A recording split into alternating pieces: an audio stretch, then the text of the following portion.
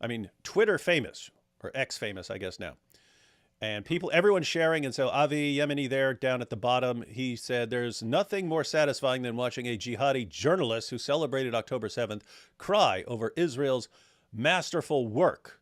So they're sharing the same clip that so many people have been watching. But then she responded, October 7th is the most glorious day in living memory for all the Levantine natives. We cry for our martyrs, but we then continue the path they planned for us towards liberation from the vile of the earth, Zionist baby killers. Avi, run. The Qatar 1 is headed your way.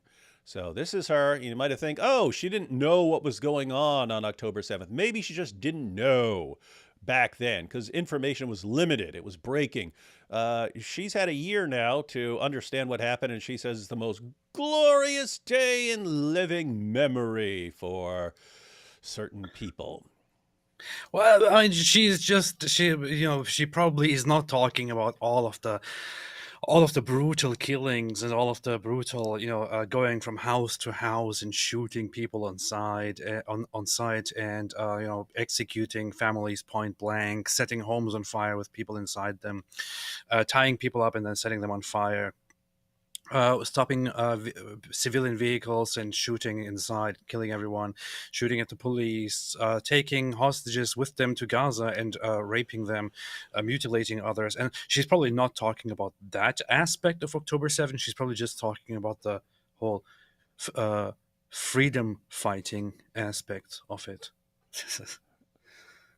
Yeah, something like that. Something like that. Because it's all about freedom fighting. You know what I'm saying? It's freedom fighting. All right, guys. So we are going to go through a bunch of stuff. Again, that's why there was a lot of files. That's why it was taking a while to transfer. But we're going to look at a couple of clips from a Piers Morgan program where, what's that girl's name? You saw her.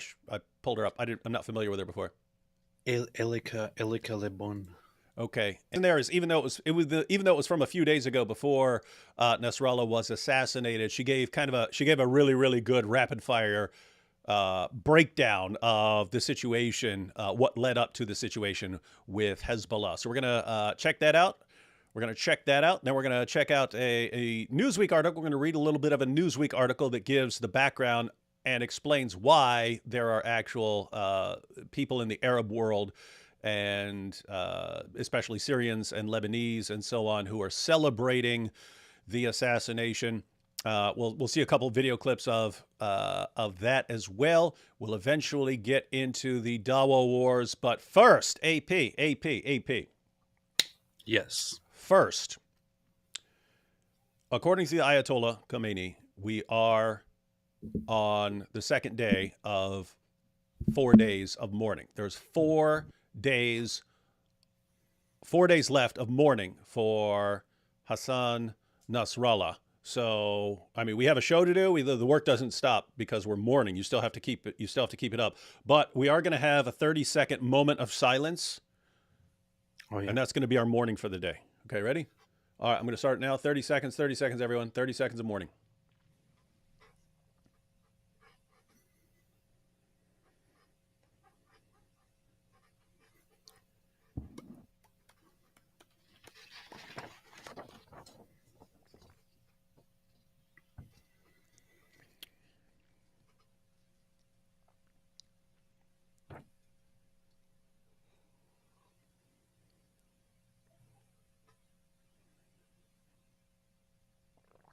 Alhamdulillah, we're done. All right, that's our morning for today.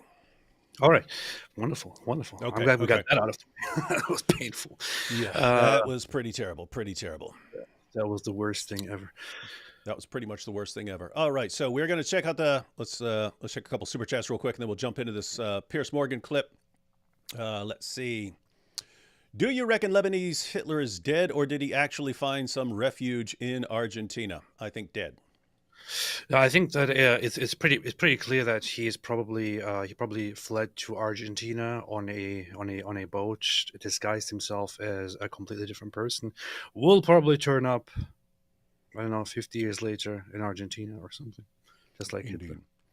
Ghazi Naeem, thank you. W says, my professor said there's no primary sources for the existence of Jesus. Is this true? That I don't know what your professor means by primary sources, but you have a bunch of first century sources. You have Christian and Jewish and Roman sources that all refer to Jesus. And I mean, most significantly, you have the Apostle Paul, who knew the apostles. So Paul knew the people. He knew Jesus' brother. And so if you're talking about Jesus' existence, yeah, I mean, you don't even have to give him a Christian perspective. Just share with him the clip of Bart Ehrman responding to Jesus' mythicism. That's your He thinks professor it's saying ridiculous. that? Yeah. Professor? What kind of professor is that? Aren't they? He's my professor of German. It's a Professor Sadie. I don't know what a Professor Sadie is, but yeah. Saudi Arabia and Sunnis celebrating Nasrallah's death.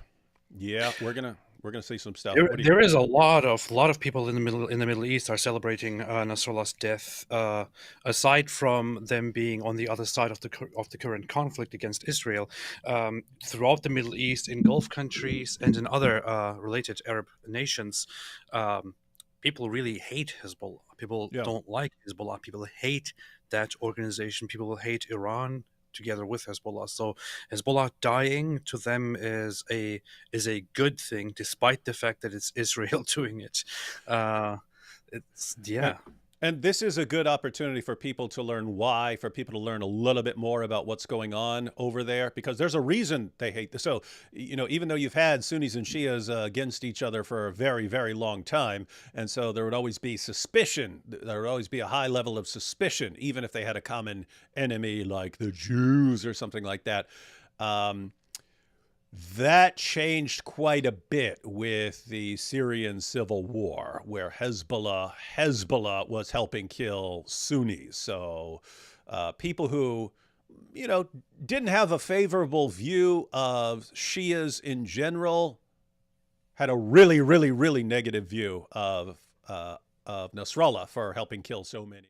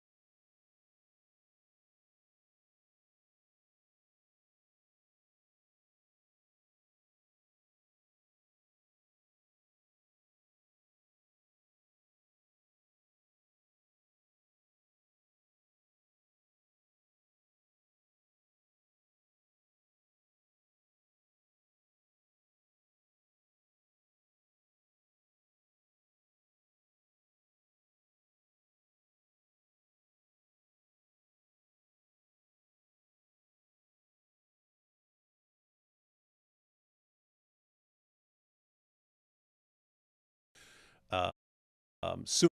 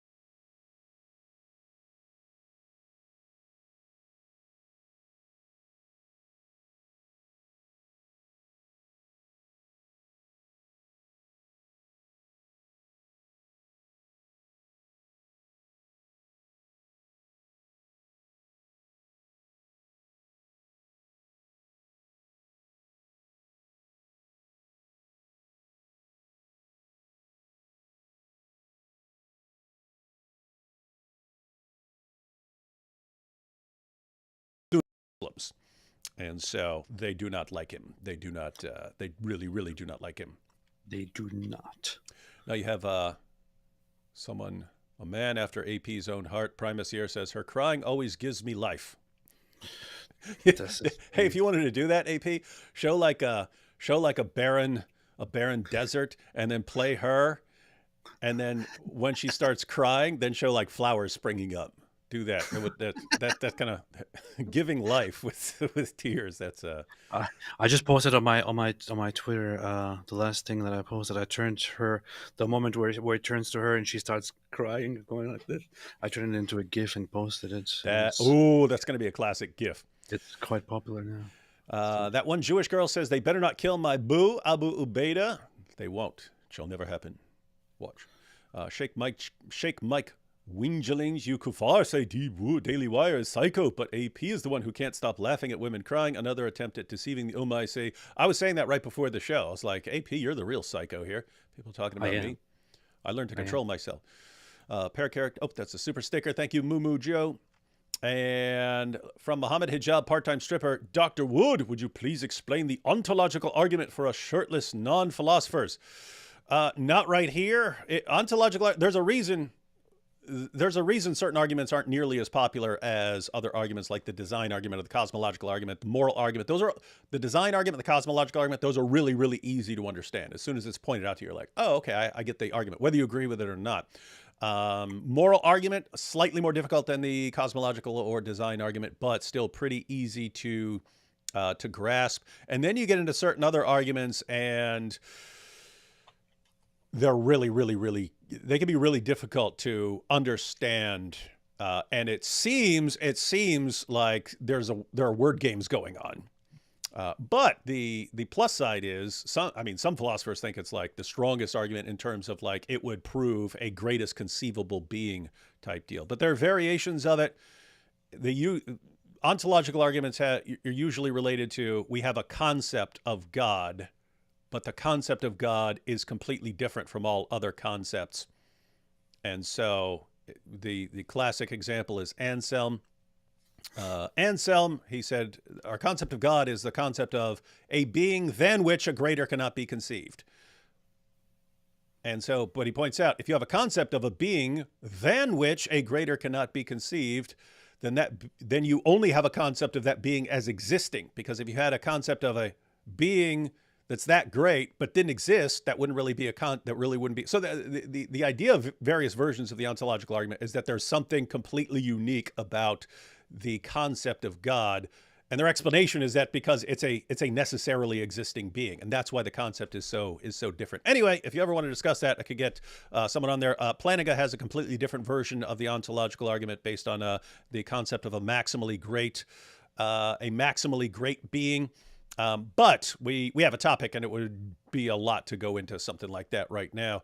And one final super chat here, and then we'll jump into the clip. It has been a good week. Thank you, D. Wood and AP. Good week? How can you say that when we're in a period of mourning? Disgusting. What if a terrorist stumbled upon this stream here and saw you calling this a good week? Can you imagine how they would feel? Yeah, Albano. Why don't you think about other people? Think about the woman in that video. Matter of fact, Matter of fact, one more time, just to show you how heartless you are. You're calling this a good I week? can tell you that it's out of control. Marwa, so sorry to interrupt. We do now have official confirmation from the Hezbollah group of the death of Hassan Nasrallah. What's your response, please? What's wrong with you, man? I'm so sorry. You and Albano here. Let's end the interview there. We were talking to Marwa Osman, journalist and TV show. You guys are cold-blooded. What's wrong with you guys, man? It's so dumb. I watched it dozens of times by now, and it still makes me laugh every single time. Oh boy. Oh boy, you remind me of Beetlejuice saying he watched The Exorcist hundreds of times and it keeps getting funnier every time he sees it. You are weird. All right, so we're gonna have condemn the war crimes. We're gonna have this clip. We're just watching a couple minutes of this this episode. This is from a few days ago. Piers Morgan, he had on several guests, and hey, that's LaFleur in the middle. That's your buddy, isn't it? Yeah, that's Fleur.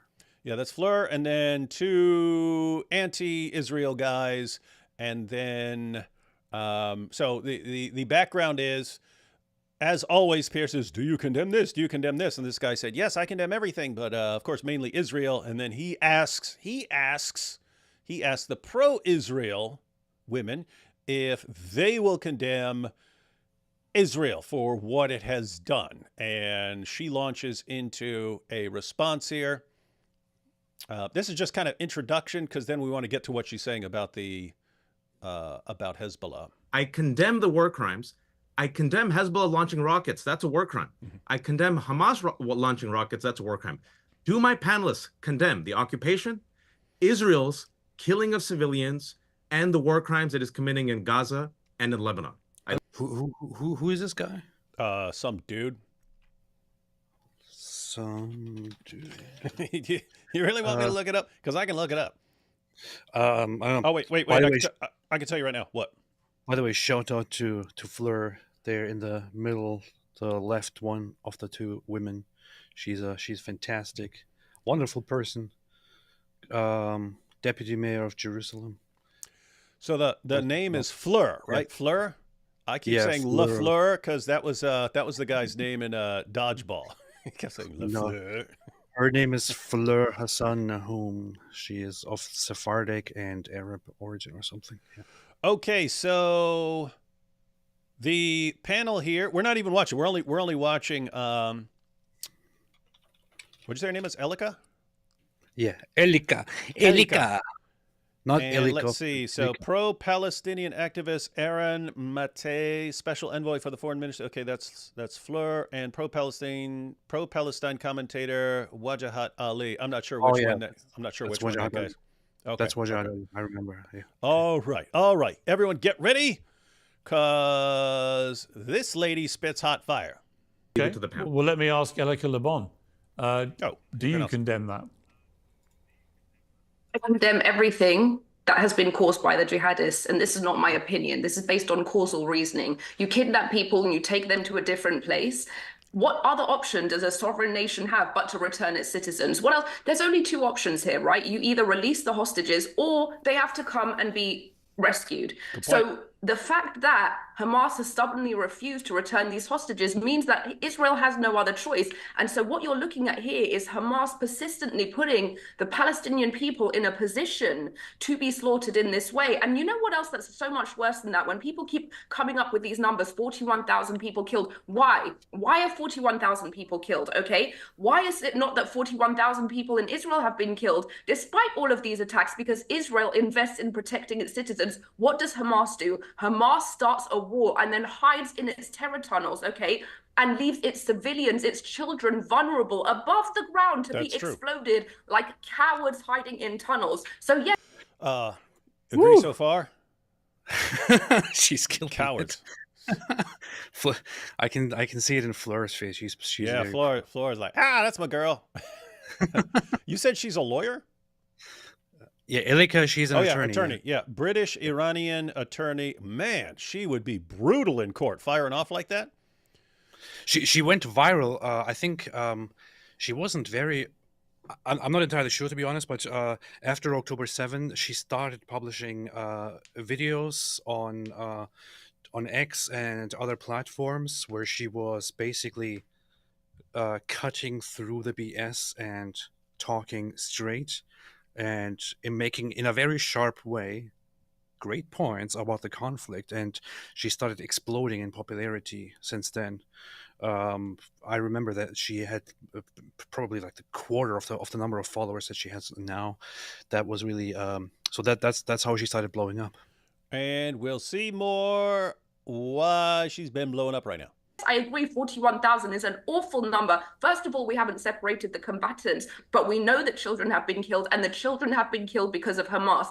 Everybody that is being killed is because of jihadists, and there is not one fact that you can make that doesn't start with the jihadists. And when the jihadists bury themselves wherever they are, whether they're in Lebanon, whether they're in Gaza, whether they're in Iran, whether they're in Syria, they are making the people of that nation, the people they are burying themselves amongst, vulnerable to being killed in this way. So yes, I absolutely condemn those deaths, and I absolutely blame the jihadists for that.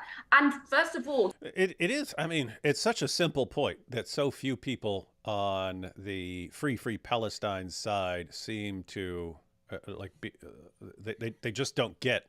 They don't get it, no matter how clear and obvious it is, or they just don't care. But that, okay, you killed a bunch of people and took a bunch of hostages, and then you ran and hid amongst the population, under the population, with you know, in side by side in the same place with civilians and so on, and you're firing rockets from civilian areas, from schools and so on.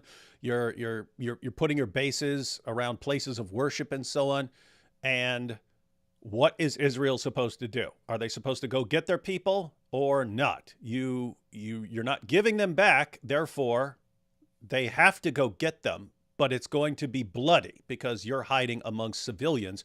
So who's at fault for those civilians hiding? Is it Israel, who would have an obligation to go get their people back and to find the people who killed their people? You have an obligation as an army, as a military, to go do something like that. So are they the ones to blame for doing what is necessary for their people, or is Hamas to blame for being the ones that are saying, hey, come kill us here amongst all these civilians? And what's crazy is you just don't see Hamas being condemned for that. It would be one thing if you said, yeah, we got a problem with the Jews, but our main problem is with Hamas for doing this stuff and then running and hiding amongst civilians. That would be one thing. You could, that could be a sane position, but they won't. It's just shame on the Jews for going and getting their people back. Yeah, I see his responses on October 7th, for example. This guy, Wajad Ali, what he does. He did not support entirely what Hamas did, and he did point out, arguing with others, that they have been committing war crimes, and some of the things that they have done are horrific. And he also does say, and I have to give him credit there, among very, very few people on his side, he did say that this is not how you should respond to Israel, and Hamas needs to be condemned as a terrorist organization for this kind of stuff. However, he didn't really initially condemn what was happening until much later in the day, long after he started blasting Israel instead, and basically both siding the issue. Like, yes, we have to condemn what Hamas does, and we have to condemn the Israeli occupation, which does these things every day, which is a lie. It is a sneaky, deceitful, snakish lie. Israel does not do any of these things every day to the Palestinian Arab population. Had they been doing these things, the situation would be much, much worse. They do not go from house to house, killing innocent civilians, setting homes on fire, raping people, tying them up and setting them on fire, punishing them, mutilating them, putting them into the streets after raping them and burning their bodies, and so on. This is certainly not something that Israel does or has ever done. This is something that Hamas does, and after even making any excuses or equating their horrible crimes to anything that Israel does, you should be in no place anymore to talk about this. What's wrong with you? Yeah. Did you not see that woman crying in that earlier clip? I'm sorry, I take it back. All right. Go back to this claim that Hezbollah never started this war. From the 8th of October, okay, started launching, by this point, over 11,000 rockets into Israel. 96,000 people in northern Israel have been displaced. 10% of Israel's landmass has been depopulated, okay, 11 months deep. What is it exactly that you expect Israel to do? At this point, civilians are out of their homes, children are out of their schools. What do you expect Israel to do in the final instance where there is a precision strike on Hezbollah terrorists, okay? Hezbollah terrorists, the world wants to claim that this is an international war crime. Like, what should Israel do? Just bend over and keep accepting it? None of these things are acceptable to you people. Targeted strikes, unacceptable. Pages, unacceptable. What is acceptable to stop these terrorists from persistently and belligerently attacking Israel? She referred to she cited 11,000 rockets fired from Hezbollah since October 8th. So 11. I've seen other people say almost 10. Like Fleur, she said almost 10,000 or something like that. I saw Pierce I think say 19,000, and if I heard him correctly. And so, but anyway, you're talking thousands and thousands of rockets fired by Hezbollah over the past year. Rockets. And then Israel responds by blowing up some pagers and everyone loses their minds. That's terrorism. I'm saying that because the pro-Palestinian guys on the panel, they were really, really complaining about that, saying it's terrorism. You don't know where that pager's going to be. You don't know what that pager's going to be. It could be in a child's hand in a supermarket and stuff. They were saying all that stuff. And it's like, it's what she was just like, what can Israel do? Like, they just have, according to you, they just have to sit here and be bombed to nothing. That's what they need to. That's the only thing they're allowed to do. Because any sort of response, if they bomb a place, if they go hunt someone down, if they take out a leader, if they blow up some pagers, none of it is acceptable. All of it is horrible war crimes and genocide. And it's just, anyway, weird situation. To make the claim, first of all, Wait, do you have some? No, go continue. Or can we listen to her? Yeah, continue. claim that they are doing this on behalf of the Palestinians is absolutely outrageous. You want to say that, oh, we're fighting for the Palestinians because of the occupation and this oppressive military state. What about Hezbollah's oppressive military state? What about Hezbollah's state within a state that has undermined Lebanon's sovereignty? What about the fact that Hezbollah goes to Syria and massacres people on behalf of Assad? What about the fact that Hezbollah goes to Iran and massacres, rapes innocent Iranians? So why don't we just say that everything that Israel's doing is in behalf of the innocent Iranians, the innocent Syrians, and the innocent Lebanese? Guys, did you catch that? Because that was like insanely brilliant, right? That was very smart. I understand how she rose to popularity. That was very good. Yeah, guys, if that wasn't clear, I mean, that was ridiculously brilliant. You kind of don't get it because if you didn't watch the full discussion, you didn't hear what they were saying beforehand. But she's responding to the idea. Well, just in general, you've got Hezbollah, and people are like, "But they're freedom fighters." Why? Because they're attacking Israel. They're killing Sunnis. What are you talking about? These guys go around. These guys are like, they're puppets of Iran for establishing a Shia regime, and they've just taken over part of the country. And they're going around and they can be like muscle for a leader of a neighboring country. Hey, bring in these guys to come kill all these guys who are rebelling and so on. And they're massive. They're a massively oppressive regime. They'll kill people in a heartbeat. And she's saying, if you're just going to look past all that and say, oh, but they're doing it all for the sake of the people they want to liberate. She said, well, if you're complaining about Israel, but why don't you say Israel's doing it for the sake of everyone they're liberating? Why don't you do that? You're, in other words, you're saying, look at Israel, look what they're doing. They're bombing stuff. That's what Hezbollah does. Why is it okay? Why is it okay over there? Why is it okay with it? Because they're freedom fighters. They're liberating people. One, they're not liberating anyone. Who are they liberating? No one.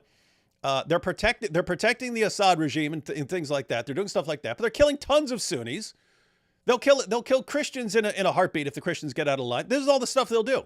They're horribly oppressive. So why do you say, oh, they're freedom fighters when they do all this stuff you complain about? It's almost like there's no concept of Exactly, consistency here. exactly. She is pointing out in the best way, possible, in the best way that I've seen, the hypocrisy here, and how conveniently they like to twist things in order to somehow make, organizations like Hezbollah or people like Nasrallah untouchable. Right? They try to protect them with all of these excuses of how Hezbollah is just fighting because they want Israel to stop fighting in Gaza. What a stupid excuse. Hezbollah jumped in with Hamas on October 8th when Israel didn't do anything yet in response to Hamas. They jumped in together with Hamas on October 8th. It is their stated goal to destroy Israel. And to destroy America too, by the way, which is a delusional idea. And of course, there is no such threat. But that aside, it is their actual goal to destroy Israel. This is very, very clearly stated. Together with Iran, they have such a goal. They are together with Iran. They are an Iranian extension in terms of military. They get their supplies and their training and much of their status from Iran, which is how they also have so much power, and so much authority in Lebanon.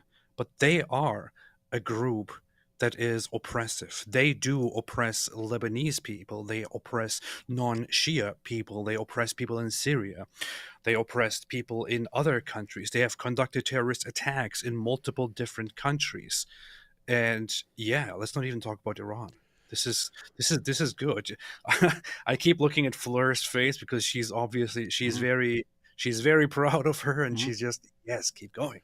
Fleur was crushing it too. Fleur is an awesome communicator as well. She is. But I was focusing mainly on Elika because she focuses quite a bit on the Lebanese issue. You have Justin Wooten. Here's David Wood literally shilling for jihadi terrorists in Syria. I am not on the side of the jihadi terrorists. I mean, you had ISIS trying to take over. Syria. If I have to choose between ISIS and Assad, I'd take Assad in a freaking heartbeat. I might take Assad more than any of the Sunnis who are trying to take over.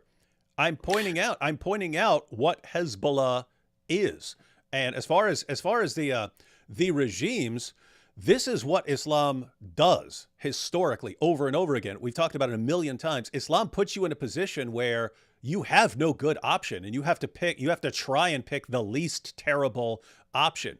And you can see that in Iraq. You got Saddam. Do you want Saddam as your leader? I don't want Saddam as my leader. What happens if you get rid of Saddam? You get something worse. So yeah, Islam puts people in these horrible, ridiculous, awful positions that has nothing to do with Sunnis not liking Hezbollah for killing lots of Sunnis, right? So I don't have to be pro-Sunni. I don't have to. Yeah, I really like ISIS. I hope ISIS takes over. I don't have to be saying that to say, hey, here's the reason lots of Sunnis really hate these guys here. Well, you didn't need to waste your time responding to Justin Wooten here. I just scrolled up and saw that he said, "Oh, so this chick is supporting ISIS. Then David is using ISIS talking points." Oh yeah. Apparently, Justin Wooten isn't smart enough. He thinks that there are two sides in the Syrian civil war. One of them is Bashar al-Assad and Hezbollah, and the other side is ISIS.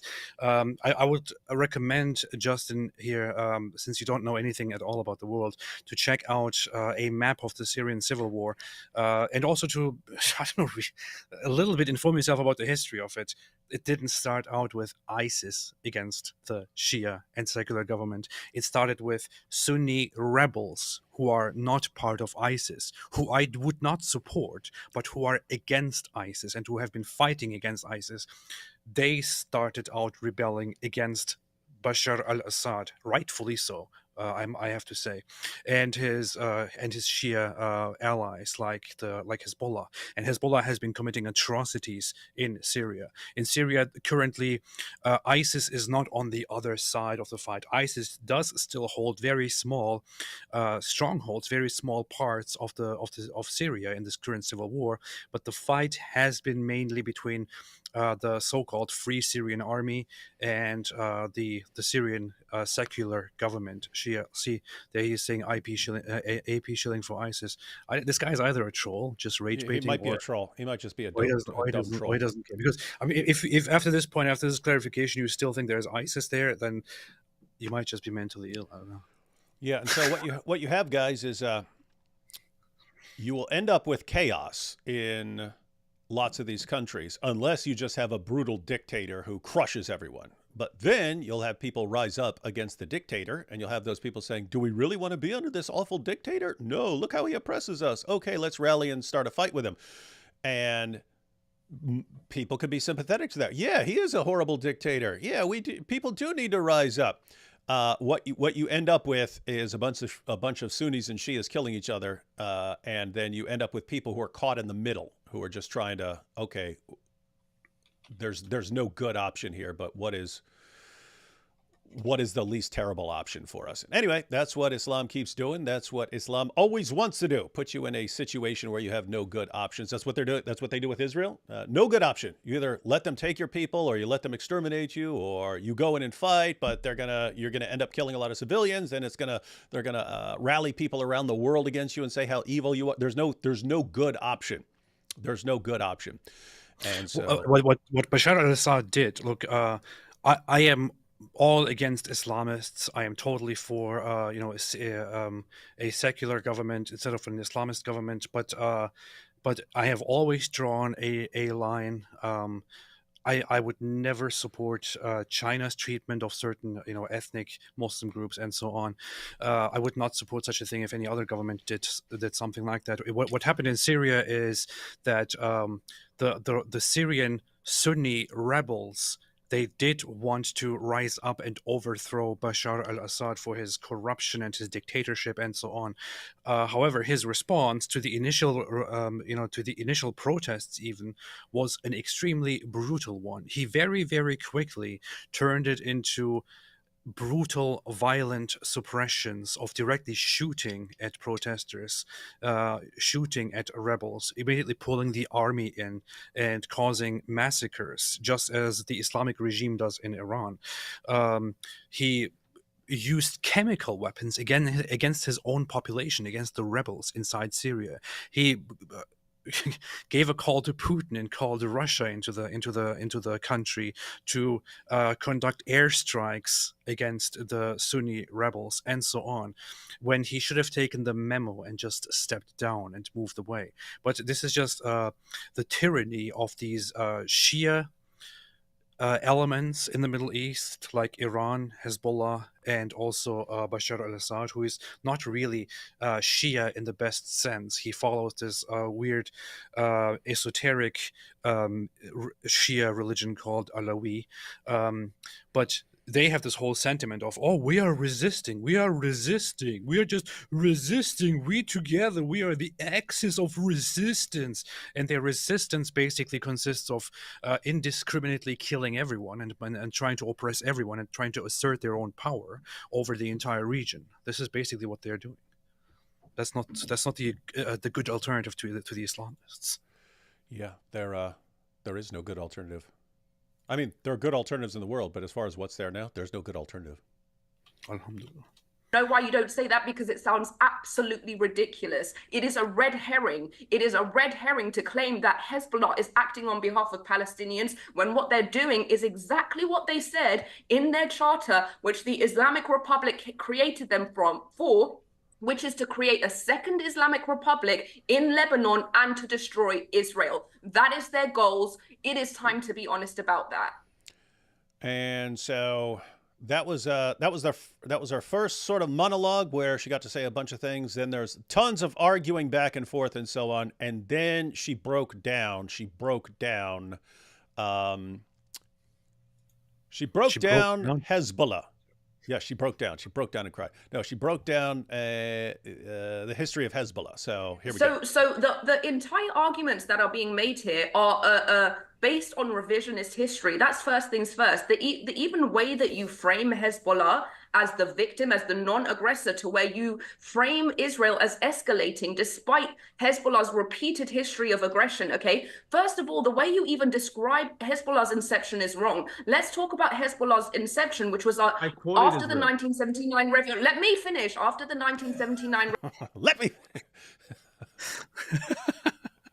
keep in mind, guys, that was after multiple interruptions, and to be fair, everyone was interrupting each other and stuff like that. She's like, I want to make let me finish. So. She could have even been meaner. She said, I know I'm a woman, and you think I have half a brain, but. Anyway. So, some people were born to debate and discuss. She was born to debate. I imagine that she was probably on her school debate team and was brutal, and then decided they told her, hey, you'd be an awesome lawyer. You should be a lawyer. Iran, Hezbollah, okay, was inspired by this, and Assad visited Iran and asked Khomeini, what can we do for you? Khomeini said, give me a passage to Syria, to Lebanon, so I can export my radical ideologies over to Lebanon. They did that, and then they started killing the Shiite Muslims in the north of Lebanon while there was an invasion by Israel from the south. Why was there an invasion from the south? There was an invasion because the PLO were in southern Lebanon firing rockets into Israel after they just got expelled from Jordan because they were doing the same. Look at this dork shaking his head over on the side. This dork on the right. He's like, no, what? What are you? What is she getting wrong here, dude? That guy is one of those. I think Israel bad. No, Israel Aaron, bad. He's one of those. Oh, I am totally on the side of the Islamists, and I will happily here in the West speak out. And well, please invite me on your show so I can say a few more things, but just don't make me really discuss with anybody in depth. This dude actually derailed things from the first time he spoke. That dude all the way on the right. He's like, okay, well, let's go ahead and get this started. First of all, there were no rapes on October 7th. There was none of that. And even Pierce jumped in like, what? You're saying what now? That's what. That was him saying it. That was him. That was that dude. So yeah, that's your buddy that you think is super based. Thing, hijacking planes, okay, landing them on revolutionary airports, blowing them up in front of international media. Yeah, that was Then Hezbollah. they go to southern Lebanon and they start destroying internal political dynamics in southern Lebanon. Now you have the Christian Maronites and the Muslims fighting each other in the first Lebanon civil war, okay? They destroyed Lebanon from within just because of the desire to launch its rockets from Lebanon into Israel. Then it went up to Beirut and started fighting with the Christian Maronites to assert domination in Lebanon. Why? Because they are... Look, this dork over there still shaking his head. Guys, so if you don't take away anything else from this live stream, we're going to be going through a lot of stuff, a lot of videos and stuff like that. If you don't take away anything else, just get your mind. Hezbollah, Iran wanted a base. Iran wanted a support group, a support base right over there for taking over Lebanon, for conquering Israel, all that stuff. Iran needed something local. That's Hezbollah. They are the local representatives of the Iranian regime. And we have AP taking the place of that dork on the right there. In Lebanon. Why? Because they are jihadists. And then what happens in 1978, which is the first invasion of Israel into Lebanon. Why? Because the PLO did an attack on a bus in Israel that killed 38 people. Israel goes in to try and take out the PLO. And then the UN requires them to retreat, and they retreat, and then they send their UN interim forces for Lebanon, okay, to take out the PLO. The UN runs away and the PLO comes back, continues its attack, okay? The second invasion into Lebanon. UN says, Israel, you get out of here. We'll take care of these guys. And then they run away, and then they just come back in. Because of the continued attacks, they go in once more. And because the PLO doesn't leave, they have to create this occupation, right? And then as soon as they removed the occupation in 2000, with Ehud Barak and Clinton, what happens is that Hezbollah advances to the border of Israel and starts attacking again. And then comes the UN That's resolution. exactly Yeah. what happened. This is why there is a UN resolution. What is Yeah. it, 1701 or something? This is exactly which they never stuck to and violated again. This is exactly true. The guy on the right is just shaking his head again. He probably didn't Yeah. learn. It's good that she's lecturing them. Honestly, she's lecturing them on the history of this And us. issue. Everyone, yeah. And so just to be clear, I think I have my timeline correct. So you had the PLO in southern Lebanon. In order to deal with the PLO constantly attacking and so on, then Israel took over southern Lebanon, held on to it, and then left in 2000. And then Hezbollah just swoops in and occupies that area and so on. And so something along those lines. Yeah, it's UN Resolution 1701 for a full cessation of fighting between Israel and Hezbollah, and the withdrawal of Israeli forces from Lebanon to be replaced by Lebanese and for Lebanon to go beyond a certain line and so on. Whatever. Yeah. And here we have Elika. Resolution 1701 requiring not only that Hezbollah stays 10 kilometers back from the northern border, okay, but also that all of these militias in Lebanon have to disband, and there can only be a militarized Lebanese government. Israel abided. Who did not abide? Hezbollah. Then what did Hezbollah do for 18 years? For 18 years in the zone that they were not allowed to be, they started expanding their military capacities up to 200,000 munitions, and then finally on October 8th started attacking. And then when Israel responded with that pager attack, why did they do that? Why did they do that? Because the commanders, the leaders of Hezbollah had a plan to attack northern Galilee and do a second October 7th, kidnap hostages with a ground invasion. Now you tell me, what should Israel do? She's good, man. She's good. She's a beast. She is good. She is really good. She's really good. She has for, I don't know how long that was, but she has them all sitting there and listening to a lecture on the history of the country. Don't interrupt me. Very, very, very, very much accurate. Absolutely accurate. I'm pretty sure that those guys surrounding her had no idea about any of this stuff. It's great that she actually knows the history of it and breaks it down in the best way, because these are important points to bring up. Hezbollah is not just there being, minding their own business and being a legitimate force in Lebanon. It is a terrorist organization that expands its authority at will, trusting that Iran will protect them and Iran will just shut down anyone who opposes, and using their power in order to suppress others inside Lebanon. They are acting like a mafia inside Lebanon, which is why Sunnis and Christians hate them. But somehow, when they are fighting Israel, they suddenly turn into these angels. Suddenly they are no longer the mafia. Suddenly they turn into angels who are just there trying to protect the country of Lebanon. That's not what they're doing. They are not abiding by any restrictions. They are militarily doing whatever they want. Plus, we have now undeniably high amounts of evidence presented by the IDF, presented by Israel, with photos and videos and everything, that aside from piling up their military power beyond whatever should be tolerated, they have also been putting missiles and all kinds of military equipment inside civilian buildings, into garages. They built civilian buildings, civilian homes, supposedly in residential villages, and used the garage of the building to put missiles in there, including to set up missiles into civilian buildings with a system where they could lift the on top of the building, where they could lift the ceiling and then start shooting from there, from a civilian building. This is what they do inside Lebanon. We have it all on footage, and these guys are supposed to be the good guys here. That's what they do. So, long story short, guys, Israel's being attacked from Lebanon. They took over southern Lebanon to stop the guys who are attacking them.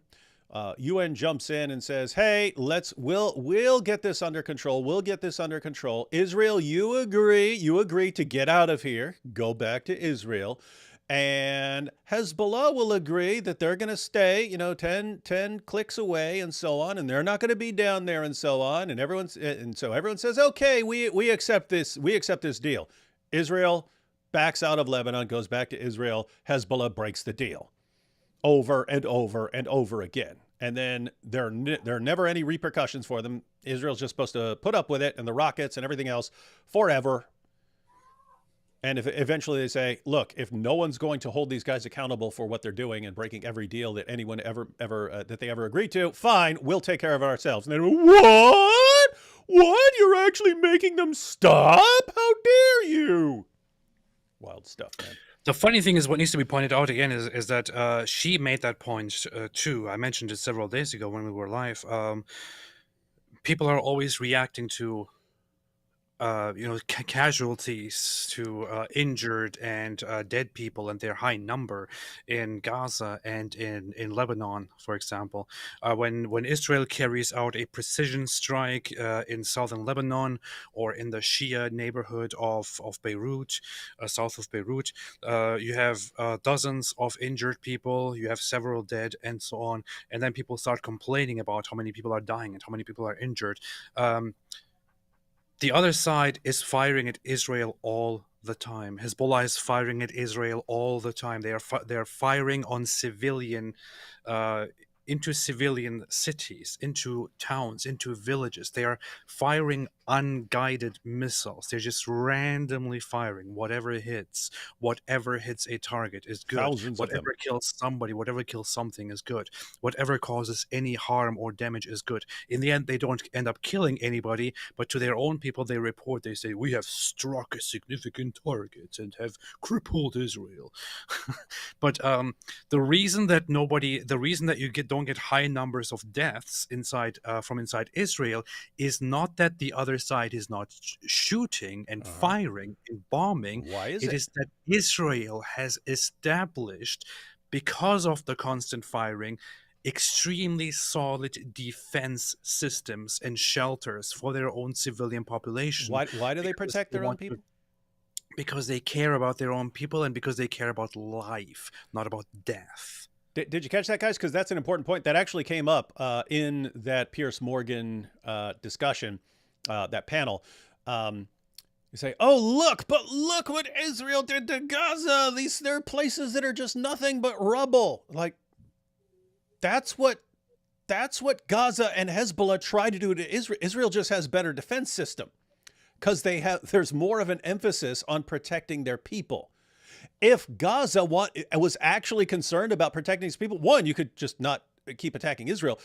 But two, you could, all those billions of dollars that went into the pockets of your leaders to make them billionaires, so that all their kids are billionaires driving around in Bugattis and so on, you could have spent that on actually defending your people. All those tunnels that you dug for your fighters, you could have actually dug some shelters for the civilians, but you don't. You don't want shelters for the civilians because your side tries to maximize civilian casualties. And so, I mean, it's just amazing that, look, Israel bombed this place down to rubble. Shame on them. But what are you talking about? They're responding to people who are trying to bomb them down to rubble. Yeah, but they're not. Why? Because Israel focuses on defending their people. And that makes them bad guys. This is insane. It makes them, the good guys are the ones who try to get their own people killed and massacred, and the bad people are the ones who try to protect their own people. That's just life, according to a bunch of really people. It also shows that lots of people, especially those who are on the side of those who like to sacrifice their own population, they know it. But lots of people around the world just fall for it when you have high numbers of dead people or injured people on one side. They just fall for it because they don't know much. They don't think much. They don't think much about it. They don't think. And Hamas knows that. Hamas knows that, which is why they do it. Mm-hmm. Yeah, they only hear so many people died. Oh no, so many people. Wow, how could the other side do that? How could the Jews do this? How could Israel do that? How could they kill so many people? Genocide. They never ever sit down and question why so many people are dying and why on the other side people are not dying. They make it look like the other side is not doing anything. The other side is not firing. They're not trying to kill anybody. They are. And if they could, they would be killing all of the entire Israeli population. And they have said so many times. You have only one side that has repeatedly expressed their desire to kill the entire other population, and that is definitely not Israel. That is Hamas. Take a couple super chats real quick, and then we will read a little bit of this Newsweek article that I think it's from a Muslim perspective, but he is not a Shia. The wood you find, you tricked me. Your King Logos version isn't just a book, but 800. It'll take years for me to refute it all. May Allah's curse be upon you. That's funny. So I did a show about Logos Bible software the other day, and apparently he got an edition that has 800 books in it, and he's complaining that it's going to take years for him to refute. Get used to it, Sheikh. By the way, anyone who wants best Bible software ever, the biggest deal ever in the entire system changes tomorrow. So you might want to check out my show if you wanna get it. This is your last chance to get it before it changes to a subscription model. If you want to be my You think killing this guy caused a spawn of clones? To an extent. So here we have something that, you've seen Syrian girl and everyone else posting, you've killed one, but 100,000 will rise up in his place. And they keep making the mistake of saying, no, there are 1 million Nasrallahs. And they say it right after he got blown to bits. I think it's in poor taste. Don't ever say of a guy who just got blown to pieces that he's now 1 million. There will be 1 million of him. But that is something that happens. Namely, you can kill somebody and then others will rise up. I have to say, I don't see it happening this time. I mean, just crushing the entire leadership in one fell swoop. Just crushing the entire leadership. See, keep in mind that it's true to an extent, right? You do some damage and people, we'll run in. You can crush a group so thoroughly that they never recover.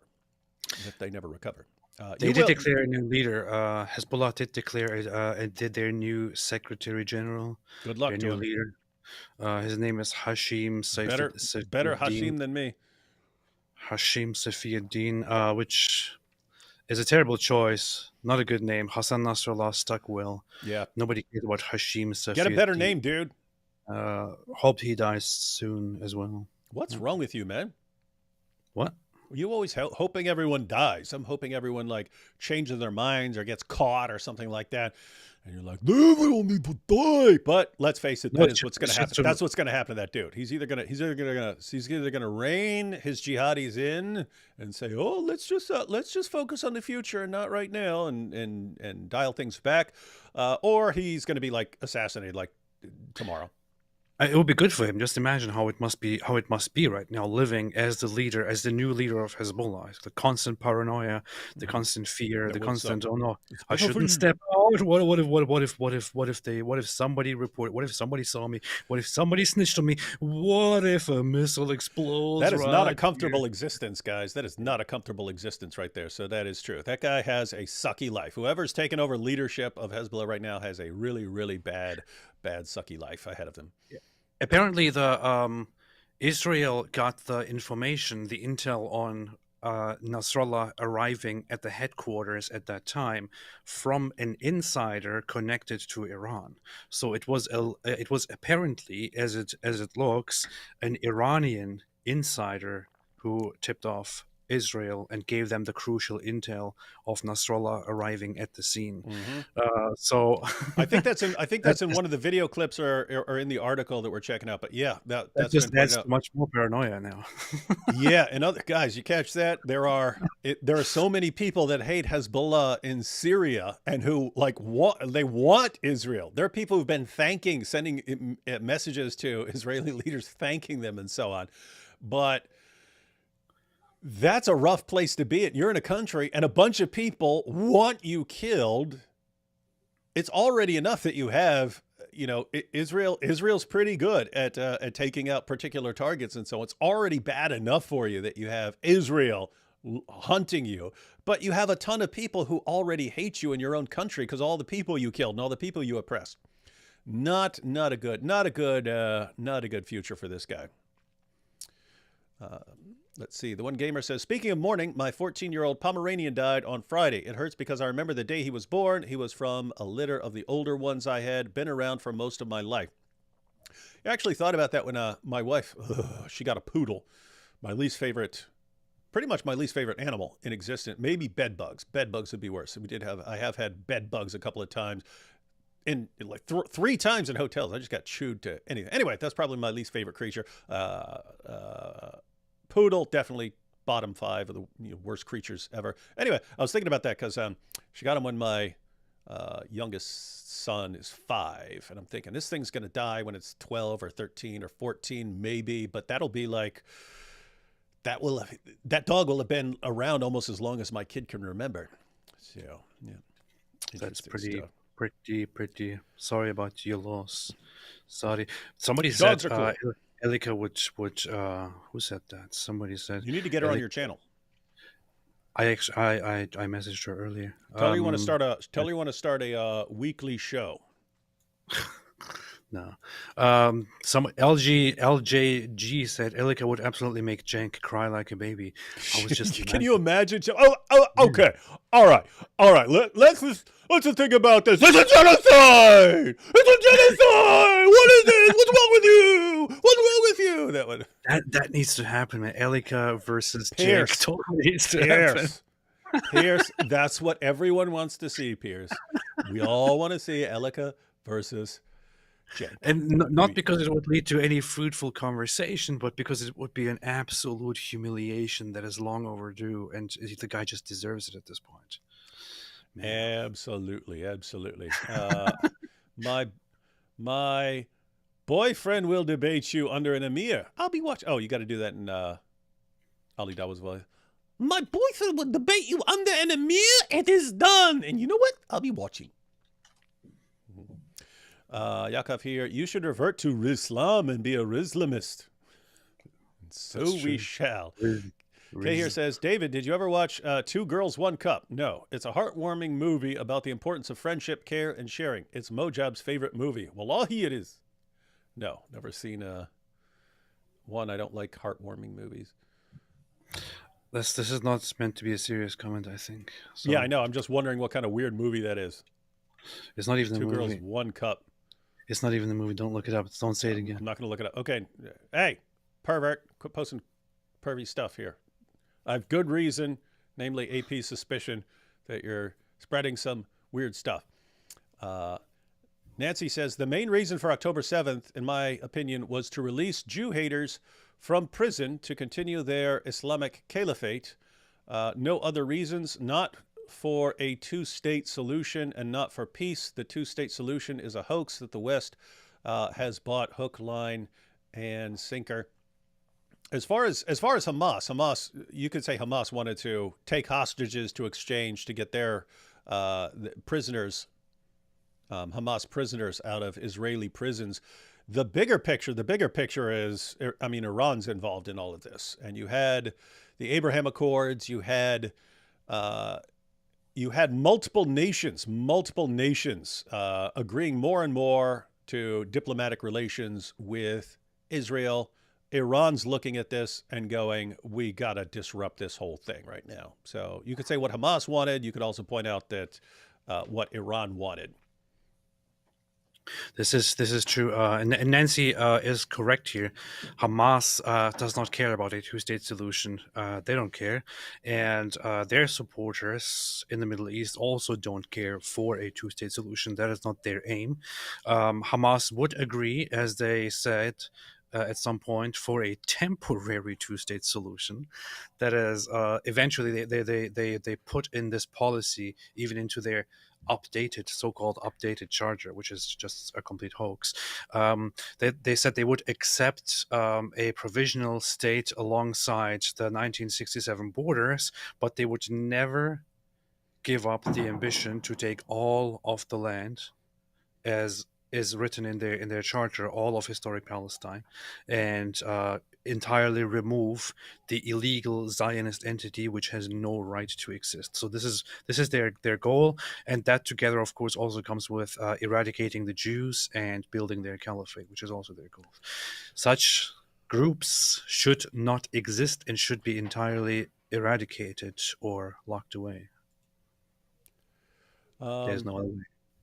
Half of the Harbu Darbu list are dead. Thoughts? Is this in reference to that song Harbu Darbu? Wait, who was mentioned there? Wait. You sick freak. Harbu Darbu in the song was all there were also others mentioned, including including Mia Khalifa and Dua Lipa. What's wrong with you? What's wrong with you, man? Yeah, what's wrong with people? Yeah. When it comes to the number, here's a good question, AP. When it comes to the number of, I don't even want to hear AP's answer, because it's going to be like, you kill all the civilians. When it comes to the number of civilian casualties, where do you draw the line? How many civilian casualties is appropriate for each military target? There's no set number. What are you even talking about? There's no set number. You have a bunch of terrorists kill a bunch of your people, take a bunch of hostages, and then run and hide in a civilian population. There's no like, oh, well, if the number of civilian casualties gets to this much, then you have to abandon your people and let all those terrorists go. It's not like that. You've got an objective to accomplish, and as a government, you have an obligation to find the people who killed your people and to get your hostages back, and to hunt down the people who took them. And if those guys hide behind lots and lots of civilians, you're just going to get lots and lots of civilian casualties. So this is just a fiction that people believe. It's like, oh, once you get to this number, then what? Then you say, oh, okay, now we'll let them go because we reached the maximum number here. We killed this many civilians, and therefore we just let them keep our hostages and get away with what they did. Yeah, there is no such concept as so many civilians, such a number of civilian casualties is too much. This much is probably required. That is not a thing. There is a concept of proportionality in warfare, and proportionality does not mean if one side has killed 500, then you are not supposed to kill. Then the other side is not supposed to kill more than 500 or 1,000. None of that has anything to do at all with proportionality. What proportionality is if there is a war, then both sides must conduct their operations in such a way that they minimize civilian casualties, and make sure that whenever they conduct an operation, the civilian casualties that occur as a result of the operation were absolutely necessary in order for the goal to be achieved, or couldn't have been easily avoided. So that is basically what it is. You're not supposed to kill civilians. That said, in every war, civilians will die. In every war, civilians will be hurt. You have to make sure that you minimize it and keep it within reason. If, for example, Israel can demonstrate before can demonstrate that that there is a legitimate military target, they have to strike this target. Hamas is operating from there and repeatedly causing problems, repeatedly firing from there, endangering lives there, and so on. Israel has to take that target out. The best way to do it is to conduct a surgical airstrike into this place, but they are aware that when they conduct this airstrike, it will also potentially hurt civilians that are there. So what they do is to give civilians a forewarning, multiple forewarnings in terms of placing calls, sound bombs, and many other things, dropping leaflets, and they do everything in their power to get the civilians out of the way. If the civilians don't get out of the way, despite everything that has been done, and those civilians then end up as casualties, then Israel is not at fault. They did their best. And in some cases, they even have to strike a target without alarming or without alerting civilians, because It depends on how significant it is. absolutely requires it. Yeah, So and this is I've seen I've seen videos of them where you have the guys who are like they're the ones who are looking at the screens and seeing what's going on, and they're like, no, that's a Hamas guy, but look at the people around him. We're not going to take him out. And it's because he's not, even though he's a Hamas guy and they want to get him, it's like, we'll get that guy later. He's not super high priority. If he was one of the leaders or something like that, that would be a different story. So I don't know. It looks like Israel's in a really, really bad situation with who's around them, and they make the best of it. So yeah, again, it's not here's the number where if you reach that number, you have to let everyone slide and you have to say goodbye to your hostages forever. It's you have your goal, and you have your objectives, and try to minimize the civilian casualties as much as you can along the way. That's what I think your obligation is. Al Qaeda and ISIS are Sunni, once friends, now enemies. Oh yeah, these leaders these terrorist group leaders all want the attention for themselves. They're like the terrorist group equivalent of the Dawa guys. They all at the end of the day, they all want everyone for themselves. Keep in mind, because there are young people rising up. Hey, I want to be a terrorist. You're going to join a group. You want to be the head group. You want to be the head group. You want to be the dominant group that people go join. So you have to show that you're the strong. Hang on. Return to Islam for free corn in Jannah. I'm looking for something that AP can respond to so I can interrupt him here in a second. The Lebanese Christians I have met are hilarious. When a Muslim insults Jesus, they will refer to the Muslim as son of Muta. One even used the chorus of the song Aisha by Cheb Caleb while making suggestive sounds. That's funny. Yeah. Lebanese Christians probably go hard. I didn't say nothing about that. In 2010, I assisted Dr. Bekor, a famous Israeli expert who reported on Lebanon's civil war. The hatred between Shiite Sunnis and Christians was so intense they even played soccer with human heads. What the heck? I don't know about that, but in the Middle East... AP, I'm so sorry to interrupt. We do now have official confirmation from the Hezbollah group of the death of Hassan Nasrallah. What's your response, please?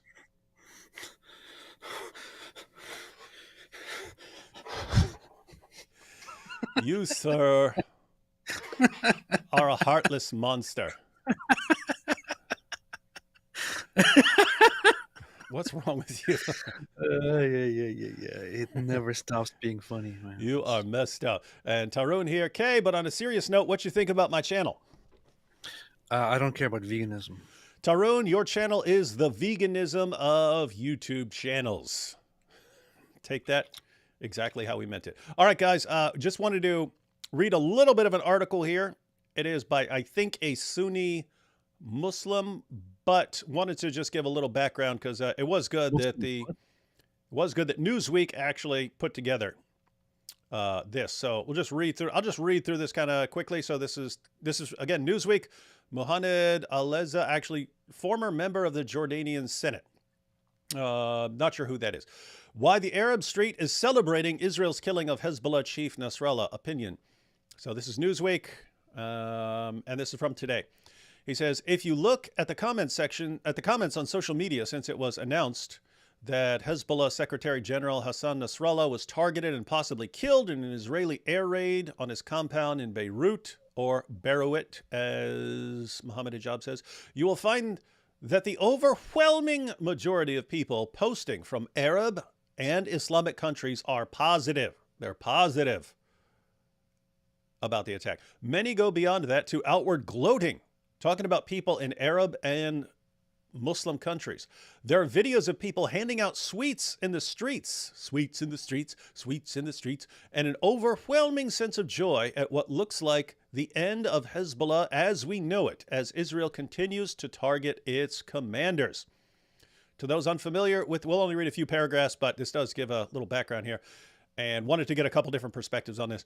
To those unfamiliar with the region, this may be surprising, especially given that this reaction is the exact opposite of what we saw during the 2006 war between Israel and Hezbollah, when mass demonstrations were held daily across Arab and Islamic countries, with protesters carrying pictures of Nasrallah and chanting slogans supporting him and declaring their allegiance to him. So, fighting in 2006 and across the Muslim world, people were overwhelmingly pro-Nasrallah. And now they're laughing and cheering at his death. So, middle of the screen there. What changed that turned support into hate and resentment? Hezbollah is an ideological party based on the principle of Wilayat al-Faqih, or guardianship of the jurist, which is the cornerstone of the Shiite doctrine. It demands the loyalty of its followers to the guardian jurist who acts on behalf of heaven's command. That person is Iran's supreme leader, the Ayatollah Khomeini, and Hezbollah's fealty to Khomeini is what pushed the party without hesitation to engage in civil wars in Syria, Iraq, and Yemen, and to intervene in the protests in Bahrain years ago. These innovations by Hezbollah were not against Israel, but against the Muslim citizens. Get this. These interventions by Hezbollah were not against Israel, but against the Muslim citizens in those countries, most of whom were engaged in revolts against tyrannical dictatorial regimes who built their power off the bodies of their opponents. So you have Hezbollah rising, and Hezbollah's focused on crushing Israel. And as long as their attention is just crushing Israel, people love them. But people love them so much, and they're so well funded that they kept building up stronger and stronger and stronger. And Iran said, wow, we have got a nice little army right there that we can send out to kill tons and tons of Sunnis and everyone else. And that's what happened. And over time, the Muslim world starts turning against them. Hezbollah's support for criminal and corrupt regimes in Yemen, Syria, Iraq, and Iran has a much stronger impact on the Arab and Islamic masses than Hezbollah's attacks on Israel. Did you catch that? Hezbollah's support for criminal and corrupt regimes in Yemen, Syria, Iraq, and Iran has had a much stronger impact on the Arab and Islamic masses than Hezbollah's attacks on Israel, which is why the assassination of Hassan Nasrallah is not an event worth shedding tears for most of these masses. In other words, they're doing more damage. Hezbollah is doing more damage to Sunni Muslims than they are to Israel. Hezbollah's involvement in repressive actions in neighboring countries elevated strongman leaders who oppressed their fellow Muslims, which angered enough people that Israel was able to recruit a large base for espionage. Here's what you were talking about earlier, AP.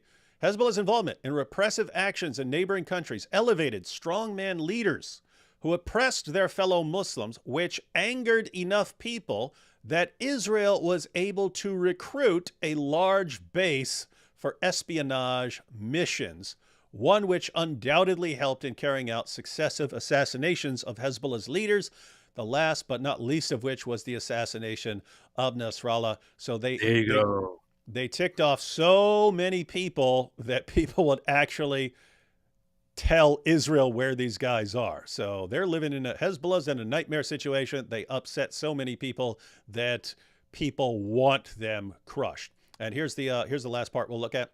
Even at home in Lebanon, Hezbollah is accused by Lebanese citizens, with the exception of the Shiite community, of being an armed militia that undermines and weakens the Lebanese state. They're undoubtedly that. This accusation has turned out to be true over the past years. Hezbollah took up arms against Saad Hariri's Future movement in 2008 and occupied buildings and facilities in Beirut in a blatant show of force. The group was also accused of being involved in the assassination of former Lebanese Prime Minister Rafik Hariri. From the perspective of the overwhelming majority of Arab and Muslim peoples, Hezbollah is a destructive element that fuels sectarian conflicts and supports authoritarian regimes, so long as these regimes share a common sectarian affiliation with Hezbollah and the supreme leader of Iran wishes to support them. Of course, Muslims across the region are celebrating the end of the Hezbollah group, as we know. And he says, of course they're celebrating the death of this guy. and the end of Hezbollah as we know it. It's kind of funny though, because the Gazans, the Palestinian Arabs, they are overwhelmingly Sunnis, not Shia, but they have been very much helped recently for political reasons by Iran and Hezbollah and the Houthis, all of which are Shia. Well, Hezbollah and Houthis are basically just the extensions of Iran. But so they have been helping Hamas and together fighting against Israel. And now, after Nasrallah gets killed, you have Sunnis in Lebanon and Syria and other places suddenly celebrating and even even using the mosques, the loudspeakers of the mosques, to thank Allah for the death of Hassan Nasrallah. It must feel a little bit rough to be Hamas right now, or to be of those Gazans right now, and see that your fellow Sunni Muslims are all celebrating that your greatest enemy, Israel, killed your ally. It's it is an interesting situation. Yes, it is. All right, so now we want to get into, now we got the background. Now you can see already why there are lots of people who do not like him, and so why people are celebrating. We're going to see some more breakdowns. We're going to see some video breakdowns from a couple different perspectives: a Jewish perspective, a Lebanese Christian perspective, and some Muslim perspectives on this, and of course the Dawa Wars. But first, AP, do you still have your free pagers signed? Do you still have that? Yes, I do. Yes. So there was a big protest outside the UN. When Netanyahu showed up. Did you see the trolls who showed up? I didn't. Oh, you're in for a real treat. I have a short clip here. I just have a short clip. I chopped it up because there was a lot of cursing. And I did not have time to bleep everything out. So I just cut out a couple of the clips where there seemed to be not cursing. Anyway, there's a much longer version of this if you want to check it out. But AP, you're gonna love this.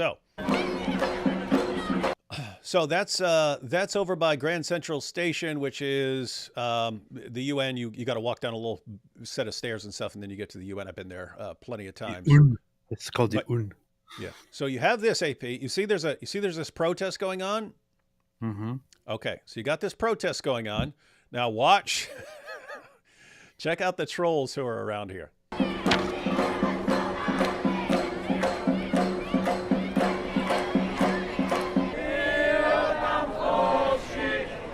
So this is the counter protest, much smaller, but you got people waving Israel flags and so on.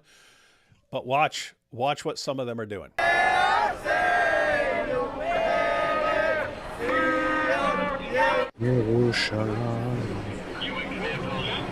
it comes. Who needs a pager? We've got Hezbollah pagers left. Who needs one? Free pagers. Free pagers. They said free for Hezbollah supporters. They said free for Hezbollah supporters.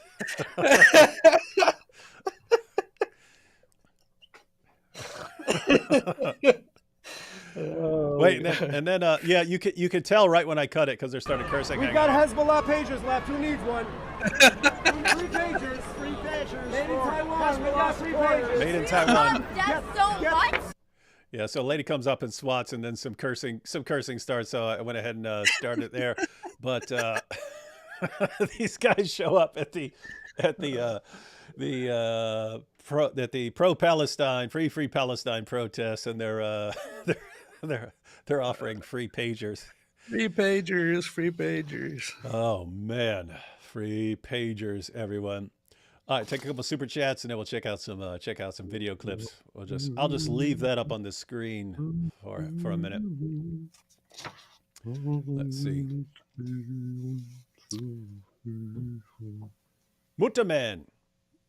Hey, is this Muhammad himself? He's the Muta man. I heard a Muslim threaten a Lebanese Maronite who had the most based response. He told the Muslims he was former Lebanese Defense Forces and has made the Muslims' ancestors learn to walk with one leg. Dang. Pretty brutal. Or as AP would say, based. Wajahat Ali, second guy from left, played a race card with Konstantin Kisin, shocker, on Pierce Morgan. Kisin shut him down brilliantly. Watch 60 seconds starting at 2020. We might, how long ago was that? We could have checked that out. I like Konstantin. Konstantin's pretty cool. He's based. He's pretty good. Might want to check that out. Jack Ray here says, will Hashim end up as hash on the floor like the previous leaders? What do you think, AP? Because I don't know anything about him. I don't know if he's going to be someone that Israel's like, okay, we'll let this guy run things, or are they just so sick of it? They're like, nope. You either stay really well hidden, or you stick your head out, in which case you're gone. I don't know. I don't know. He was designated as a terrorist a long time ago. I'm not sure. I don't know what kind of a history he has. But I honestly don't know. It's just it really depends on whatever message Israel wants to send at the moment, and whether they want to go hardcore and say nope, you are no longer allowed to exist. Plus, there are also talks of a ground invasion, of a minimal or limited ground invasion by Israel. If they're going to do that, it's going to depend on the results of the ground invasion. And guys, the point of a ground invasion would be to take over portions of southern Lebanon, so that that area is safe from launching rocket attacks, so they can move their people back in. And then for all the Lebanese who want Israel out of there, there will be conditions, and it will be, okay, we backed out last time, and you guys did not hold Hezbollah accountable. What steps are you going to take? We've already taken out their entire leadership. What steps is Hezbollah going to agree to, and what steps are you guys going to take to make sure they do not come down and just start building up forces and launching rockets at us? What are you going to do? And there's going to have to be a deal, and there's going to have to be guarantees on how this gets enforced. But as for this guy, we don't know anything about. I don't know anything. I know zero about this guy. So I don't know how Israel's going to react to him, because I don't know enough about the guy. Lebanon is a very I mean, they have they try not to talk about religion to each other very much, because they know where it leads, among the population. But they also they want to keep the Shia side from having their own leadership and having their own way. But try to stop them as much as possible. So the others, the non-Shia, they try to stop the Shia side as much as possible from trying to interfere in the business of others, which Hezbollah has a very, very difficult time dealing with. They think they're the boss, of course, of the whole club. But if things get dirty in Lebanon, they can escalate really, really, really badly. The civil war in the 80s was known as an extremely bloody civil war on all sides, not just on one side, on all sides, because there was so much hate, so much resentment, such an urge for revenge among all of the sides involved, that Israel came in and tried to help the Christians. Israel was collaborating with the Christians and trying to give them cover as much as possible. However, under their supervision, several massacres occurred, where after Christians were massacred by the other side, the Christians themselves thought, okay, so you're massacring us, how about this? And then they go into a village and massacre them instead, and so on. It got really, really dirty. Lebanon is always a ticking time bomb. Even the current political system with its divisions is always thought to at some point probably collapse and blow up. It's really, really messy. I don't know. It's just if you put these three groups that really don't like each other together into one country and tell them to govern, it's not sure how you're going to handle that. It's pretty rough. And I have to say, that's why it's kind of amazing, like being in the old city of Jerusalem, where you've got Jews right there, you've got Christians right here, you've got Muslims right here, and they somehow are able to maintain order there. And it just doesn't work out in lots of places like that. Eventually you got people, you've got all these different groups trying to take over. Ferox here says, Nasrallah didn't die because of the explosion. Check it out. Well, I can't check it out because you didn't say what he died from then. What? Someone shoot him? What? Gonna have to provide evidence. 5 people came here tonight in hopes of changing 2,595 people's opinions with 0 validity. Yeah, I've seen some of those 5 people. D1 and AP, you guys attract such narcissists. Thank you both. Yeah, we do. That's what we do. We attract narcissists. David, please stop bullying AP. Okay, I will. 2 Sneakos, 1 Muhammad hijab, same story, different people. I guess that was that earlier story you were telling me not to. Don't say it. Don't say it. Based women. Yeah, there were based women on that peer show. All right, we'll check this out from Tarun, and then we'll jump into some more video clips. You guys should make a video about Muhammad meeting Ravana in Muhammad's boom boom box, boom boom box, and also AP. What in the heck happened to Prophet Tales series? You've explained that before, but I have explained it before.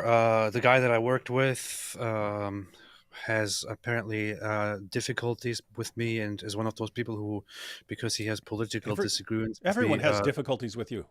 Cuts off all ties. And I have difficulties. I have difficulties with you, and I do shows with you all the time. Yeah, but that guy just. So it turned out that the guy is apparently severely anti-Semitic and also anti-Israel, and buys into the conspiracy theorist neo-Nazi club. So after October 7, when everything got a little bit more radicalized, I think he stopped following me and also responding to me on everything. So I haven't been able to collaborate with him anymore on the Prophet Tales, although I was still working on it. That's why it's stalled, and I'm not sure what to do at this point. Honestly, we've been doing this for years. How come we don't have like a team of at least a couple of animators and stuff to do stuff? Because we're unstoppable fire hoses of awesome ideas. Well, the thing with the Prophet Tales was, when I had the idea, it was a long time ago, many years ago. I was mowing the lawn and thinking things to myself, and thought, hey, wouldn't it be a great idea to do a cartoon about Prophet Muhammad? It should be called the Prophet Tales. I came up with the name right there. Thought about the concept. Thought about making a music that is kind of like the Family Guy thing, and so on. And I thought I should pitch this idea one day to Sai-Ten. So years later, I did, and he was like, hey, brilliant idea, let's do it. So this is how we came up with it. But the entire time I had in my mind working with him, because I really liked his style, his animations, and the voice acting that he does. He does all that so stuff. So when well. he's suddenly out of the picture, I'm like, okay, well. So it's kind of the same reaction to that "she was 9 years old" guy, right? Like, hey, you did some awesome stuff right here, and then you find out, we're not going to get along because you have some really bad ideas. Yep. Yeah, pretty disheartening. All right, let's go ahead and check out so we saw here the free pagers. Matter of fact, let me let that play to the end again in case anyone came in late. But you had a rally against Israel and a rally against Netanyahu at the UN, and some guys showed up to troll the protesters. Who needs a pager? We've got Hezbollah pagers left. Who needs one? Quite a deal. Free pagers. Free pagers. Made in Taiwan. We got free pagers. Do you love death so much? All right, so I mentioned that we had a lot of different reactions to the death of Nasrallah. Here's the reaction in Melbourne, Australia.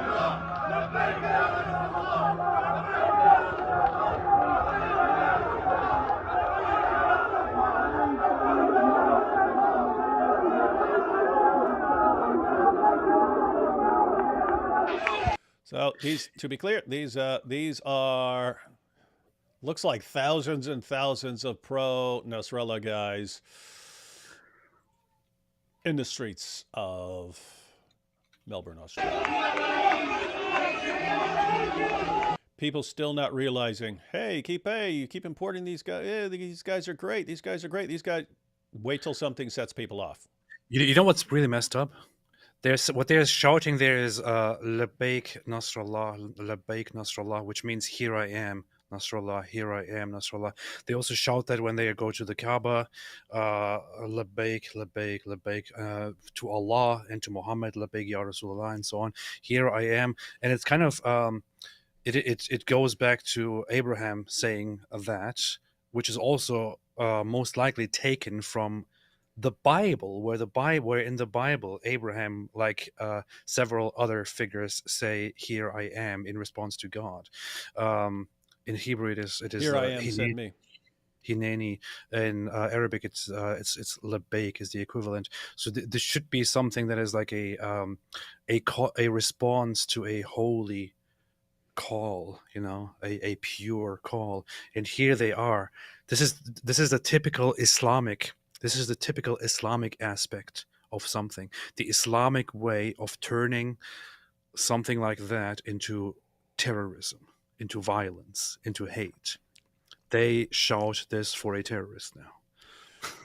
And again, guys, this is the issue. You can bring in millions of people and have very rare problems out of them. Those people have worldviews, and certain things can set a lot of them off. And then what do you do? What do you do?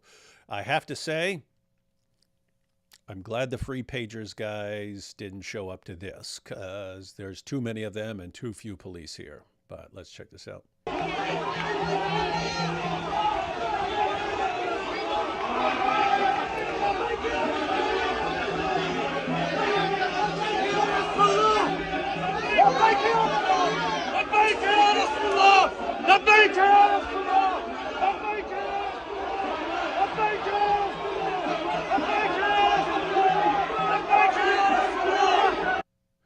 Where is this, you said? That was Melbourne, Australia. We also have Sydney, Australia. So Nasrallah apparently really big in Australia for some reason. No idea how he became so popular in Australia. Maybe he reminded the people there of a cuddly koala bear.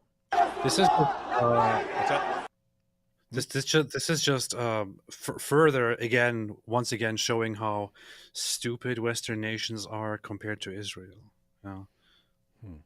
You can't do this stuff in Israel. Yeah, I have to say, looking at this, and keep in mind, you've got a bunch of people in these countries that are being overrun with jihadis and people who support foreign terrorist groups and so on. And the leaders of these same nations will tell Israel, here's what you need to do. Let us tell you what you need to do. We know better than you on how to deal with. How about you guys shut up and let Israel handle it? Because you guys obviously are giant failures, all of you. So this is Sydney, Australia, ladies and gentlemen.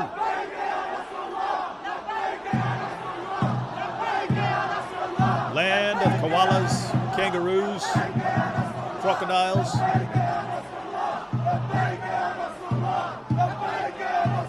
Shrimp on the barbie. What would Crocodile Dundee think about this?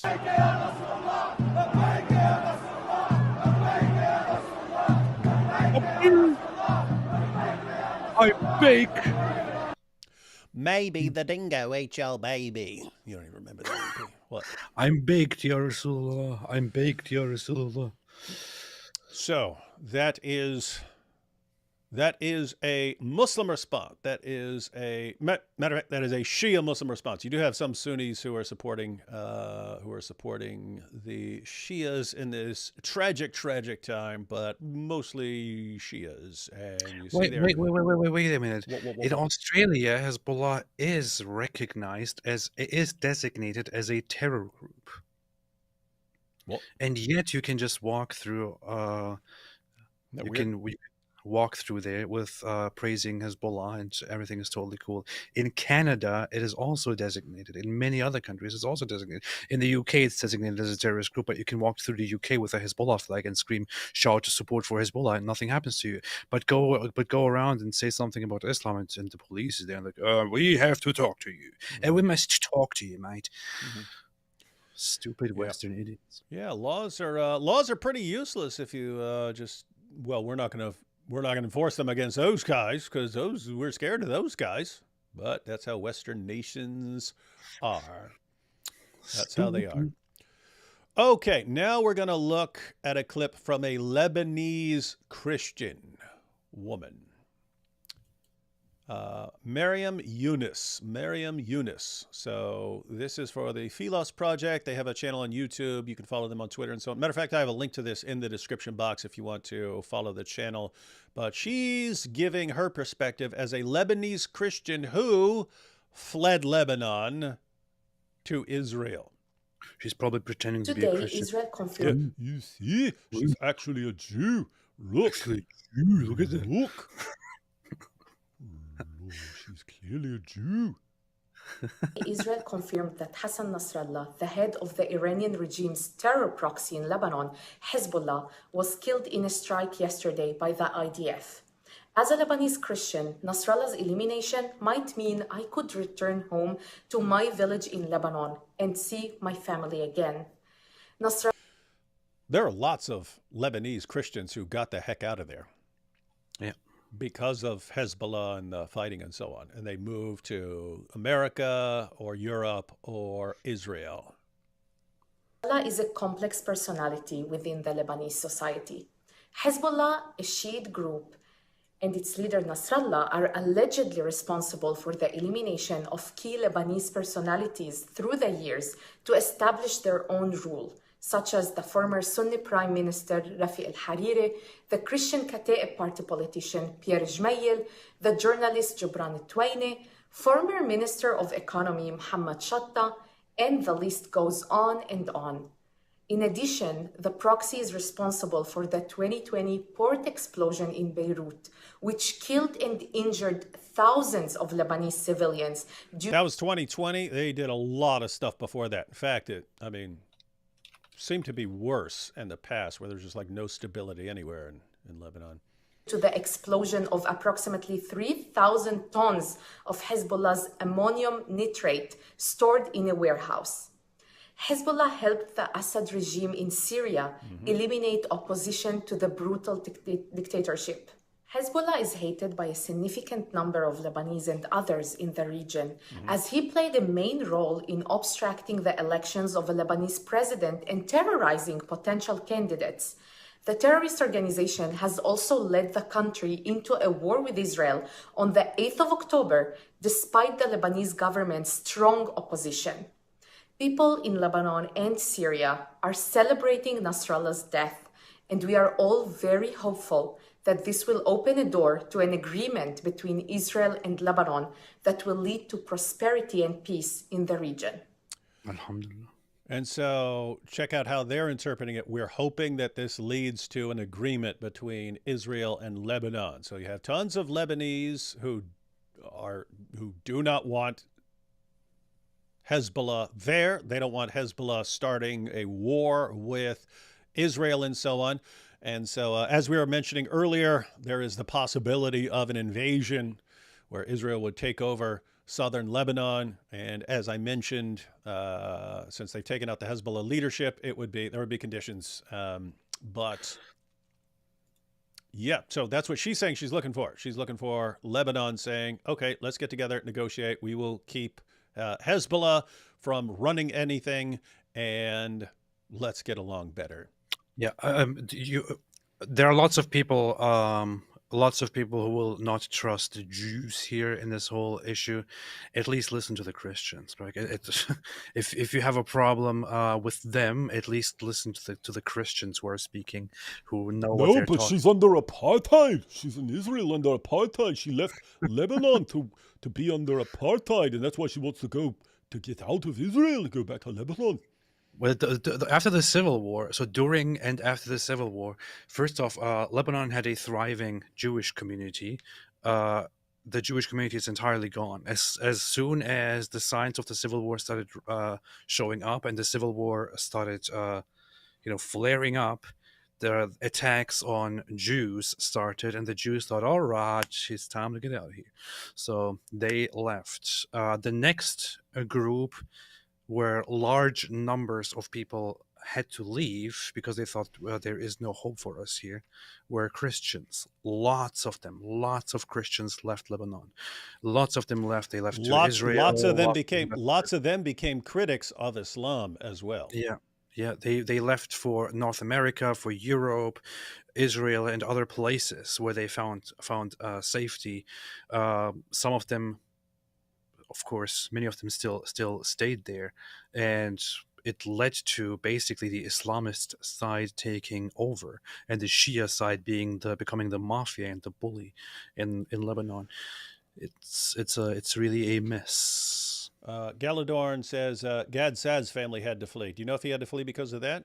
Like I know he's Lebanese Christian. Yeah, I think Brigitte Gabriel. I think her family also fled Lebanon because of that. So that's what I mean. You had a lot of people who became very critical of Islam because they saw it up close, and it's great to have them because when people hear someone like me say, "Hey, I have a problem with child marriage or with jihad or something," like, "Oh, you're just a white racist. You just hate brown people." Okay, here's a bunch of Lebanese, Christians and ex-Muslims and all kinds, people from all kinds of backgrounds. They've seen it up close, so listen to them at least. If you don't want to listen to me, listen to them. Just don't ever listen to a Turkish ex-Muslim. Yeah. Take a couple of super chats, and then we're going to go through a clip by, what's that guy's name? Yishai Fleischer. Yeah. Then we're gonna check out his video because he also posted it, and he's the one. He put together some clips. Well, no. He's playing someone else's compilation, but he already did the work of some of the clips of people celebrating the death of Nasrallah in the Arab world. So you have Muslims, Christians, and so on who really, really, really did not like this guy. But we'll check that out. Take these super chats, and then we'll check out that clip. He's based. A better guest is, so I guess this is then Elika. A better guest is Natasha Hustov. She's a lawyer, expertise in international law. She was on trigonometry. You're saying she was because, again, Elika was just like an Uzi, like a straight Uzi. She killed it. She was. If Natasha's better than that, that's interesting. I would be interested. I need to watch trigonometry again. They always do awesome shows. They're funny. And they're funny because I think they were both comedians. That's brilliant. That works, man. Joe Rogan started that little pattern of, hey, we're funny. If we just start doing podcasts, then we're funny. If we bring on interesting guests, then you got an interesting topic and it'll be funny. I like that. Smart idea. Lebanese Shia Muslims should be deported to Iran. You could say Hezbollah supporters. Or something like that. Which would mean almost all Shia Muslims, to be honest. That would be a lot of Shia Muslims. That would be funny if Israel's like, okay, we took over South Lebanon. You want it back? Send all the Shias to Iran. And they say Jews. They talk about Jews, but say Zionists instead. So how about we say Hezbollah supporters? All right, here's a question, AP, that we've answered 10,000 times. What do you say to those that think the response in Gaza has been disproportionate? Given that over 50% of buildings have been destroyed or hit. You tell me, Salfa Music. If someone crosses your border, goes over, under, and through your border, kills 1,200 of your people, men, women, and children, rapes a bunch of women and so on, then takes a bunch of hostages, goes back across the border, and hides all over the place, what is the correct number of buildings you are allowed to destroy while looking for the people who did it and while looking for your hostages? What's the appropriate number of buildings? Now, here is the thing. I just want to draw out one thing. So, you have first Israel, or the Jewish communities, the Yishuv, the Zionists before the foundation of modern Israel. You have Israel in the 20s and 30s and 40s, trying to build communities, build a functioning society together with the Arabs and trying to coexist, and being repeatedly attacked and attacked and attacked and attacked. Then you have 1948, Israel receives from the United Nations the plan to partition the land. They are not very happy with it, but they accept it anyway because they think at least we get land. So they agree to it, create their land. The other side rejects the plan, comes together with the other Arab nations, and invades Israel. Then, from then until 1967, Gaza is under Egyptian occupation, under Egyptian control. During that entire time, throughout those 2 decades, Gaza is used by violent, aggressive people on that side as a front to fire at Israel, to infiltrate and try to conduct terrorist attacks inside Israel. Constant attacks all the time. So Israel takes it, fires back and forth with them. Eventually, in 67, when Egypt once again tries to be a bad boy and tries to go to war with Israel, Israel takes over the land, all of it, also takes the Sinai Peninsula, eventually gives it back, also talks about giving back Gaza. Egypt says, nope, we don't want it. Wonder why. Egypt says we don't want it, keep it. So Israel keeps Gaza occupied after that time. During the entirety of that time, Gaza is nothing but trouble. There is no attempt, no effort at all to resolve the conflict, to coexist, to make peace, to find a solution. The population is hell bent on, okay, one day we will find a way to defeat and destroy the Zionist entity and take over this land and make all of it Islamic Muslim land again. Actually, make all of it Arab land again for most. Israel tries to solve the problem by fighting with the secular Palestinian Liberation Organization, the PLO, or the Communist Socialist PFLP and other organizations. Eventually, after fighting them for a very, very long time, they somehow convinced them to stop being so aggressive and start putting them down at the table and starts having negotiations with them. As a result to that, in opposition to that, the Gazan population perceives that as treason, right? As treason, and starts turning towards the Islamists and asks them for help. And that's how Hamas rises up in the 80s as an alternative, because the secular ones were obviously a failure because they want to negotiate with Israel. But you're not supposed to negotiate with Israel. You're supposed to fight them until all of the land is yours. During this entire time, Gaza is full of fighting and terrorist attacks and arson and this and that. So it goes until the 2000s, Intifada, blowing themselves up, blowing each other up, assassinations, and so on. The problem doesn't seem to be solved. Israel finally thinks, okay, we cannot annex this land and cannot make these people part of our community, because if we do that, then we have to, over time, give these people citizenship, which would involve giving them equal rights in elections. And if we just import these 2 million people who are obviously very radical into our country and give them the right to vote, we might as well commit suicide, is what they say. So they come up with a plan and say, let's remove all Israeli settlements and all of our Israeli presence from Gaza, build a solid wall, a solid border, and give them the right to autonomously rule this piece of land and work toward a two-state solution. What does Gaza do? They immediately elect Hamas. Hamas says, all right, we're done with all kinds of negotiations, all kinds of peace, all kinds of reason, all kinds of mutual recognition. There is no alternative aside from fighting and taking over all of Israel, destroying Israel, killing the Jews, and turning all of this into Islamic land. Islamic land. Israel, in response to that, puts an embargo, a blockade on Gaza together with Egypt. They both agree to it, and even the West Bank agrees to it, by the way, at that point. However, after that, Instead of building their own state and building their own society, Hamas for 20 years does nothing except building a massive underground tunnel network and turning everything they can find into armor, into arms, into weapons to attack Israel, conducts further terrorist attacks, and so on.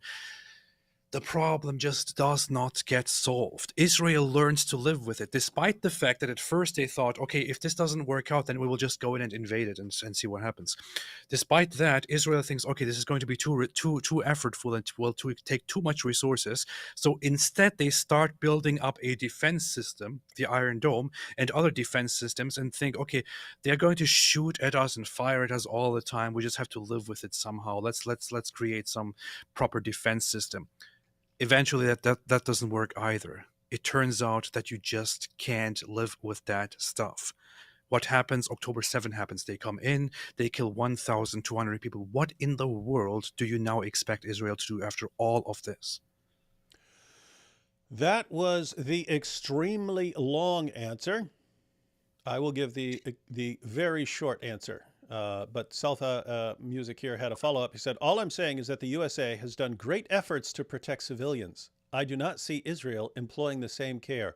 Then you are listening to a bunch of nonsensical propaganda, Salfa. Israel takes crazy steps that go beyond anything else anyone does to protect civilians. It's hard to do because no one ever fights in this situation. Israel is the only one fighting people who deliberately maximize their own civilian casualties. In other words, there's a reason Hamas attacks and then runs and hides among civilians. They want the civilians dead. No one is in that situation. Other armies do not fight like that. Other armies don't push their civilians to the front and then run and hide. The purpose of the army is to protect the civilians.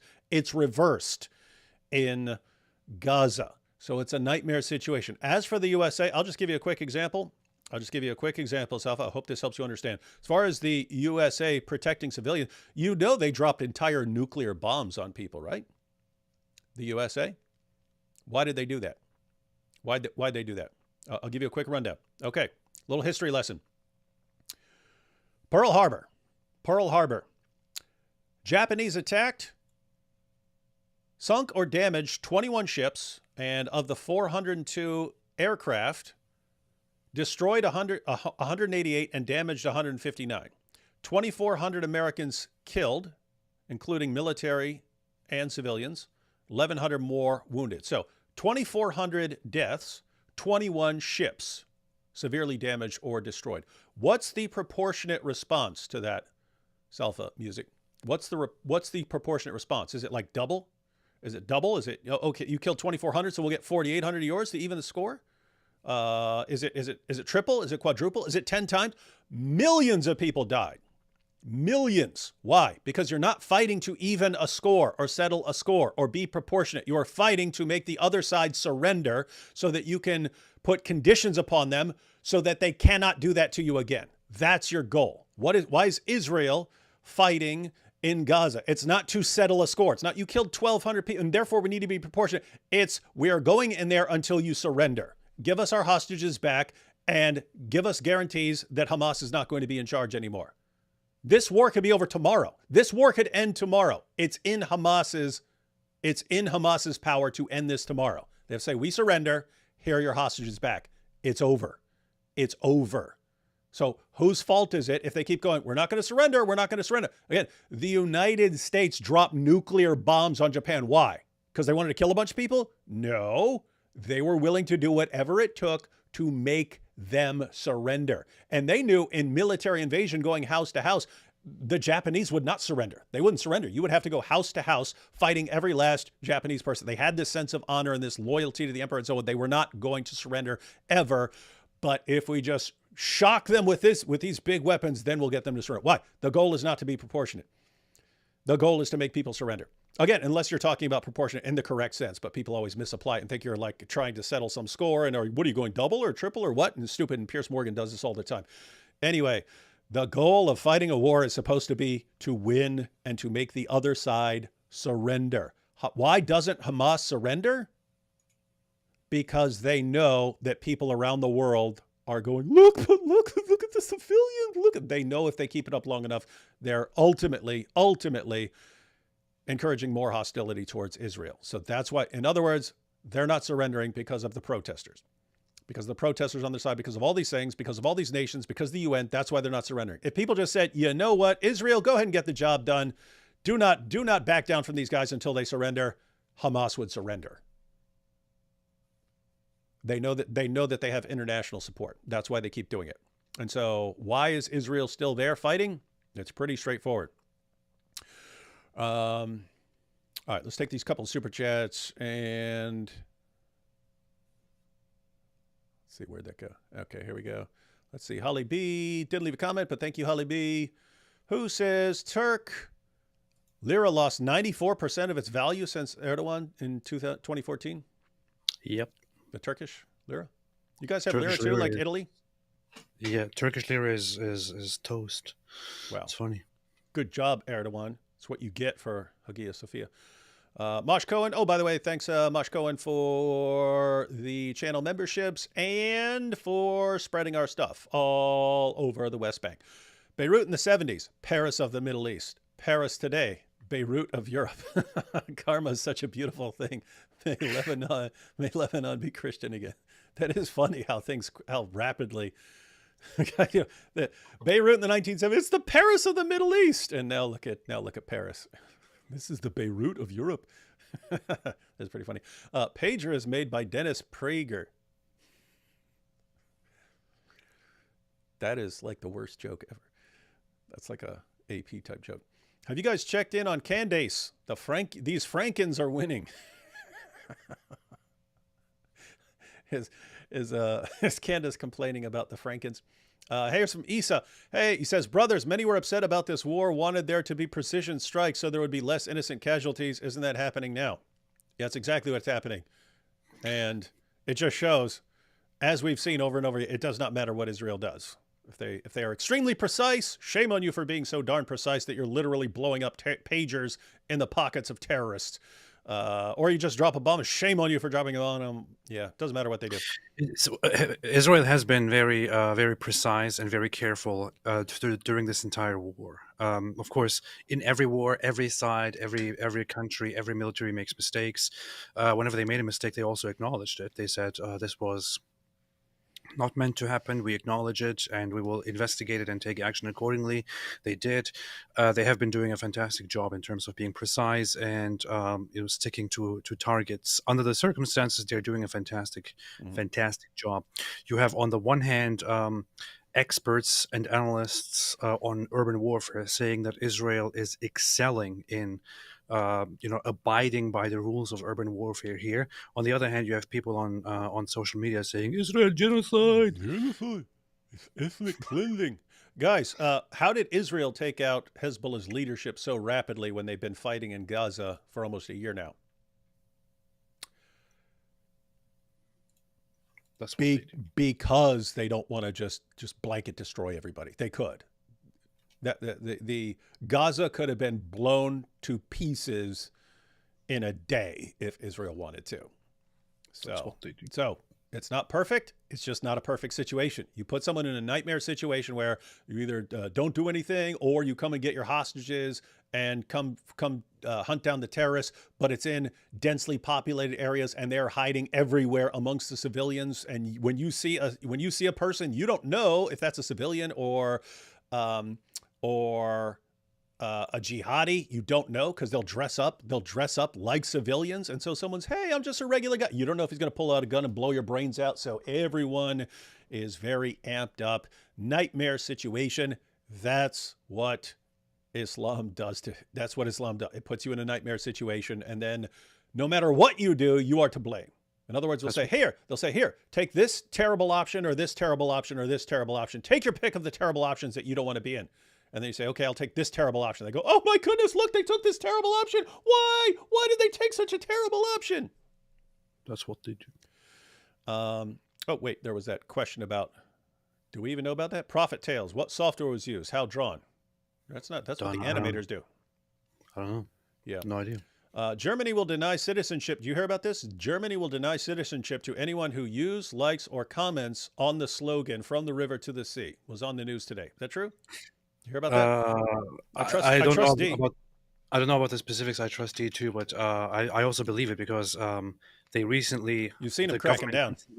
recently mentioned another issue, which was actually bringing Israel into the equation of when they decide whether they give somebody citizenship or not. So acknowledging Israel's right to exist or something like that. I believe it. I have to look it up though. Oh, yeah, check that out. We might want to comment on that at some point. Dr. Rick, thank you for the Apologetics Roadshow memberships. We'll take one or two more real quick, and then we'll watch this final video of the evening. Bo Rudder says, David brings logic. Comedians bring comedy. AP brings the proof. The proof. AP brings the proof. So I see the use of maps which territory. What are you looking at? The law. Oh, the German thing? Yeah. How many times have we said it, guys? You Muslim, we're going to take over Europe. We're going to subjugate everybody.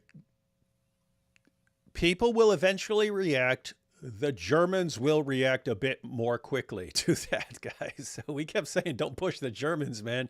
You know them. The only reason they've been putting up with something is because they still have all this guilt from World War II. And so they're willing to put up with all kinds of stuff. These are still Germans you're talking about. You don't know what that culture does. Look what it's done to AP. He was a perfectly nice little Turkish boy living in Germany, and he comes out, speaking German.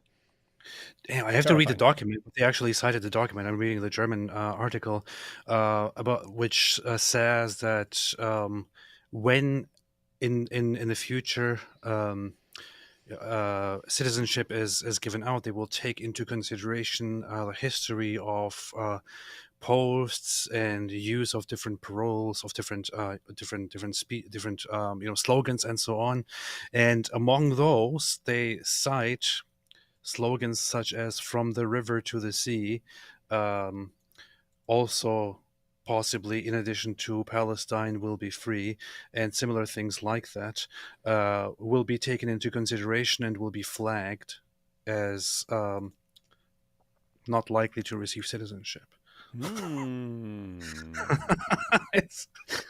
guys, that's just the first. That's just the first step. Trust me, they're just getting warmed up. You do not want to screw with these guys. And then what's going to happen is the Germans are going to freaking crack down, start massive deportations and so on, and a bunch of other European countries are going to go, huh? So that's how you deal with these guys running around going, yes, we're going to chop the head off of them. We're going to get child marriage. Yeah. Beirut, who says Beirut was so much better than Paris until the 1970s that the French copied Beirut, so much so that Beirut got Islamized. French decided to follow. I don't know if that's historically accurate, but I know, Beirut used to really be an awesome place, and then jihad took over and so on. It is still beautiful. It is still I mean, if you look at it, I mean, I haven't been there, but we're going. The pictures and all of that, it's videos from there. It's still a very, very beautiful place, but of course, politically and socially, and certain parts of it have become really, really bad. And it has a whole Hezbollah-ruled suburb and so on. So. Hey, we should show up there and start talking trash about Hezbollah, and then like the Sunnis would be like, oh, maybe we were wrong about David and AP. They're actually good guys. They're good guys on our side. Lots of people ask me to go there and to come there, but I'm thinking I don't really know if I want to do that. Caleb says, isn't Dearborn mostly a Shia area? Yes, it is. That is correct. In fact, we actually have. Back when we were messing around in Dearborn, there would be Shias who would be like, yeah, it's really good you exposing these Sunnis, because most of our criticisms of Islam are based on Sunni hadiths and so on. But it's funny because I've always I've always gotten comments from Shias who we got lots of comments about Islamicize me from Shias saying, "Oh man, this is great. I'm showing this to my kids so they understand how stupid Sunni Islam is." It's like, okay, good. Keep doing that. Awesome. Caleb says, D Wood, from being there, do you think being where? Dearborn? I'm not from Dearborn. I've just been there a bunch of times. From being there. Oh, being there. Not D Being Wood. there. Oh, okay. Having been there. Okay. I thought it said being from there. It says, I read that backwards. D Wood, Daily Wire. From being there, do you think by the way, why I screwed that up, AP? You know why? Because now whenever I see DW, I think I'm supposed to say Daily Wire. So I'm actually like focusing on the DW going, what do I say? Do I say D Wood or Daily Wire to amuse AP? And then, This is how I ruin everything. See? D Wood, from being there, do you think how did a 100,000 population city Dearborn get colonized or conquered? Detroit, Michigan is full of them. We know exactly what happened in Dearborn.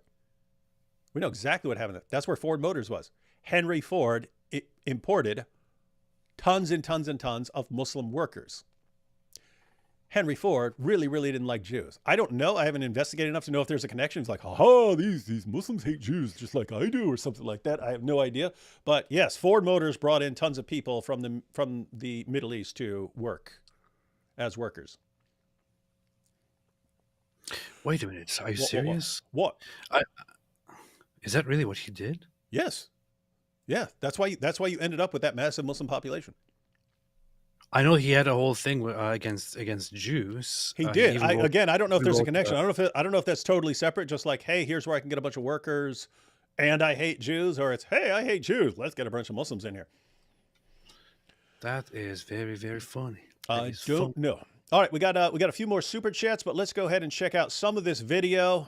We'll watch the beginning, and then we'll sort of skip ahead. We will skip ahead to the section where he covers some clips of Arabs celebrating the assassination of Nasrallah. All right, folks, Yishai Fleischer here in studio, broadcasting from the land of Israel, where a big news day in the Middle East is taking place, and that is the death and elimination of Hassan Nasrallah, the arch-terrorist. Yes, the head of Hezbollah, the Secretary General of this terror organization. Is that the correct pronunciation? Hassan? Because I actually like that better. It's Hassan. He said Hassan. It's because Jews, they have the normal H and the harsh H. So you're blaming the Jews for that. You're blaming the Jews. When Hebrew speakers say Arabic words that have the sound, they usually say it with the which is why they do. I actually like it. For example, they say Hamas, for example, when it's Hamas. I actually like that better because you can really overemphasize it, and you could be like, so when Hassan Nasrallah from Hezbollah was killed, and I don't know, it just sounds funnier to me. It's in Arabic they have the soft then they have and then they have so they have three kinds of H sounds, and the Jews have two. In Hebrew, they have two, but they normally are meant to have three, I think, but it was reduced to two. And they have the normal soft one and the ch one, and they just use the ch for both of the stronger ones. That's what they do. One of Iran's major arms has been taken out by Israel. Israel taking the unusual move to take credit that is for usually the elimination. They keep their mouth closed. And it's a big news day here in Israel. I was in synagogue today. People were filing in. Somehow they got the information. Oh, yeah. See, here we have the Jewish reaction. He's talking about the people in the synagogue. Let me back up a little bit because I was interrupting him. But he's talking about going to the synagogue. Going to the synagogue. It's the Sabbath. And talking about people, but they're hearing about it. They're hearing about it while they're there. But check this out. Has been taken out by Israel. Israel taking the unusual move to take credit for the elimination. And it's a big news day here in Israel. I was in synagogue today. People were filing in. Somehow they got the information, police folks and other folks, that knew what was going on because we were observing the Sabbath, and yet that information was flowing in. And of course, jubilation, because this man has been a thorn in our sides and has killed thousands of Israelis, Americans, Brits, French people. He has been an arch-terrorist at the hands of Iran. He has ruled the Hezbollah for over 30 years. Hezbollah was founded in 1982, but he took over in 1992. He is a Shiite cleric. He was a Shiite teacher. Yeah, guys, don't ever forget this guy killed a lot of people. Yeah. Jews, Christians, Muslims. The dude in his organization killed a lot of people, and he's the proxy of Iran, who seems to be pulling a lot of strings for a lot of these terrorist groups. And shame on Israel for finally doing something about it when the rest of the world will not. And he was one of the real followers of the Iranian regime, and he was a backer of the Assad regime's suppression of Syrian civilians. We'll see more about that in the end. Let's take a look at some of the video of the strike itself.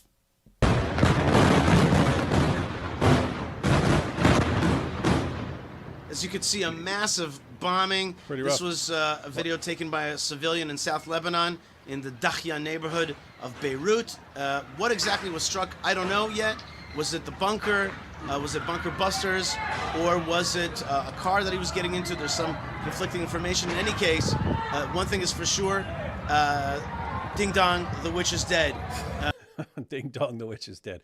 All right, guys, I actually have a link to the full video because the video is a bit too long to go through. I think it's like a little over 13 minutes or something like that. But so anyway, if you want, there's a link to the video in the description box if you want to check out the full video. Oh, I did want to check out this because he points out that there's this video going around. And then I want to sort of skip to clips of people celebrating. But he points out that there is this a different video circulating. Leadership in Iran. The message is very clear here. You'll see it. Although it's in Arabic, you'll get the message clearly. Here we go. Let me start it from the right place. Oh, I can't push us over. Darn it. Oh, there we go. Good. Look at that. Dominoes falling. The message is clear. Yeah, it is. All the dead leaders. Hezbollah members have been eliminated. And here comes Hassan Nasrallah. He's been eliminated, but that's not the end. Check out this part. Next? Who is next? It says in Arabic, who is next? We don't know. Put it in Arabic, who's next? Don't try to find out, because if you find out, that means that you're too close to the bad guys. There they are right there. Hassan Nasrallah, the domino that has fallen. An arch-terrorist eliminated today. That video, I don't know who made it, but I think it's probably from the Israeli government. A message to the bad guys that indeed they are being targeted. And in fact, Israeli News, which is behind me, has released some of the a chart showing the leadership structure. Mm-hmm. Yeah, we've seen that one, and how that's the entire leadership has been obliterated pretty much, even though they're trying to piece together new leaders. Yeah, see, that's what I'm talking about, AP. How do we not have animators who can make cool falling dominoes with faces and stuff on them? We need people like that. They're eating the dogs. I love this guy. I met him briefly in Tel Aviv. You met him too, very briefly. You probably don't remember when we were at the event with Michael Rappaport. He came up to me. Oh, we met this guy. Yeah, we briefly shook hands with Yisha, and also exchanged numbers, and have been messaging actually, and have been trying to set something up. Just didn't do it yet. How do you? But I like. How do you get to know everybody? It's weird. I don't know. It's just. Yeah, I'm skipping these clips. These are music clips. He's pointing out people have been using AI clips of Nasrallah singing various songs like "I Did It My Way" and stuff like that. So funny stuff. Just wanted to get to the reaction clip. So Washington Free Beacon watch Syrians celebrate reported death of Hezbollah head Hassan Nasrallah. Let's go ahead and check this out. And that is that Syrians are celebrating. They are celebrating the death of Hassan Nasrallah. They are happy about it, and there is tons of video that's flooding social media. How Syrians are so happy, and they are praising. They are praising Netanyahu for being a great leader who has taken out their nemesis. And so I wanted you to see some of that. Let's see some of the people celebrating in Syria.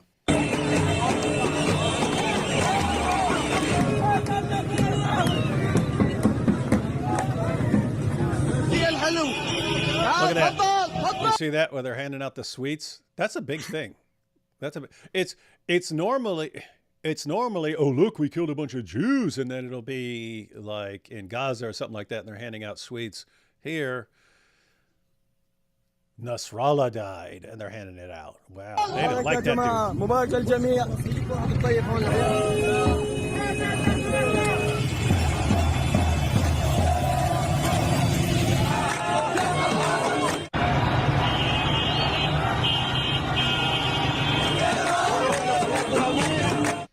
So these people are crowding gathering together. Why?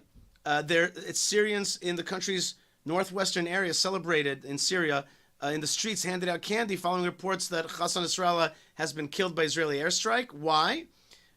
Hezbollah, the Iranian-backed military group, He just did it. Hezbollah. responsible.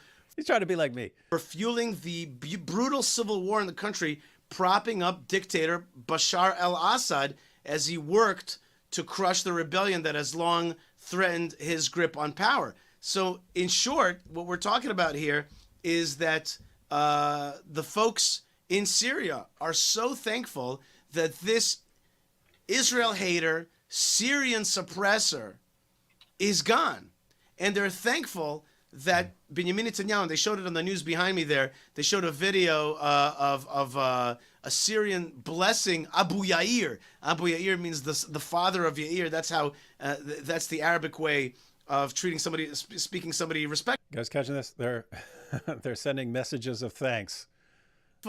It's to call him by the name. He is the father of his oldest son, so Yair Netanyahu. So this guy was blessing Abu Yair for destroying their destroyer, for liberating them. And this is something that I've said so often and so much and so important to understand, which is that Israel is a force of liberation around here. It's a force of liberation. And this should be said on every news magazine out there, on every video. Israel's a force of liberation. The Iranian regime is an oppressive regime. Hamas is an oppressive Iranian arm. Hezbollah is an oppressive Iranian arm. And when we get rid of them, when Israel gets rid of them, we bring freedom to the Middle East. And you saw it with your own eyes, and it's going to be shown more and more in social media that anti-Assad regime Syrians who have been, we're talking about a displacement of over 10 million people. We're talking about the death of approximately a million. They say 500,000 official numbers, but maybe a million in real numbers of Syrians have been killed by the Bashar al-Assad regime together with Hezbollah. And all those people out there in the world that are sad, like AOC and others who are sad that Nasrallah is dead today, they are on the side of oppression and not liberation. Yeah. So, guys, again, this video's on the long end, but we got the main points there.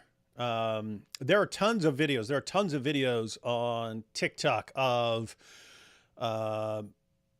Arabs and so on, Lebanese, Syrians and so on, praising and celebrating the assassination of Nasrallah. I want to just use this clip because he was getting it from a news source. When you see something on Twitter, I don't trust it anymore until it's I don't trust it until I see it being verified by someone, because it's very easy to take a video of anyone celebrating and say, look, they're celebrating this, and then it turns out later they're celebrating something different. The clip's from 10 years ago or something like that. Anyway, that's why I want to use this clip, but mainly because he was giving the perspective from the synagogue. So he's given the Jewish perspective from the synagogue. We've heard from Lebanese Christians.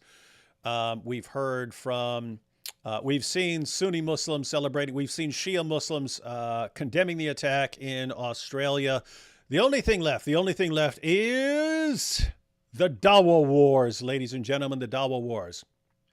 However, before we get to that, let me quickly update you on that whole thing that we just mentioned. The Germany thing? That Dee gladly brought up, the Germany thing.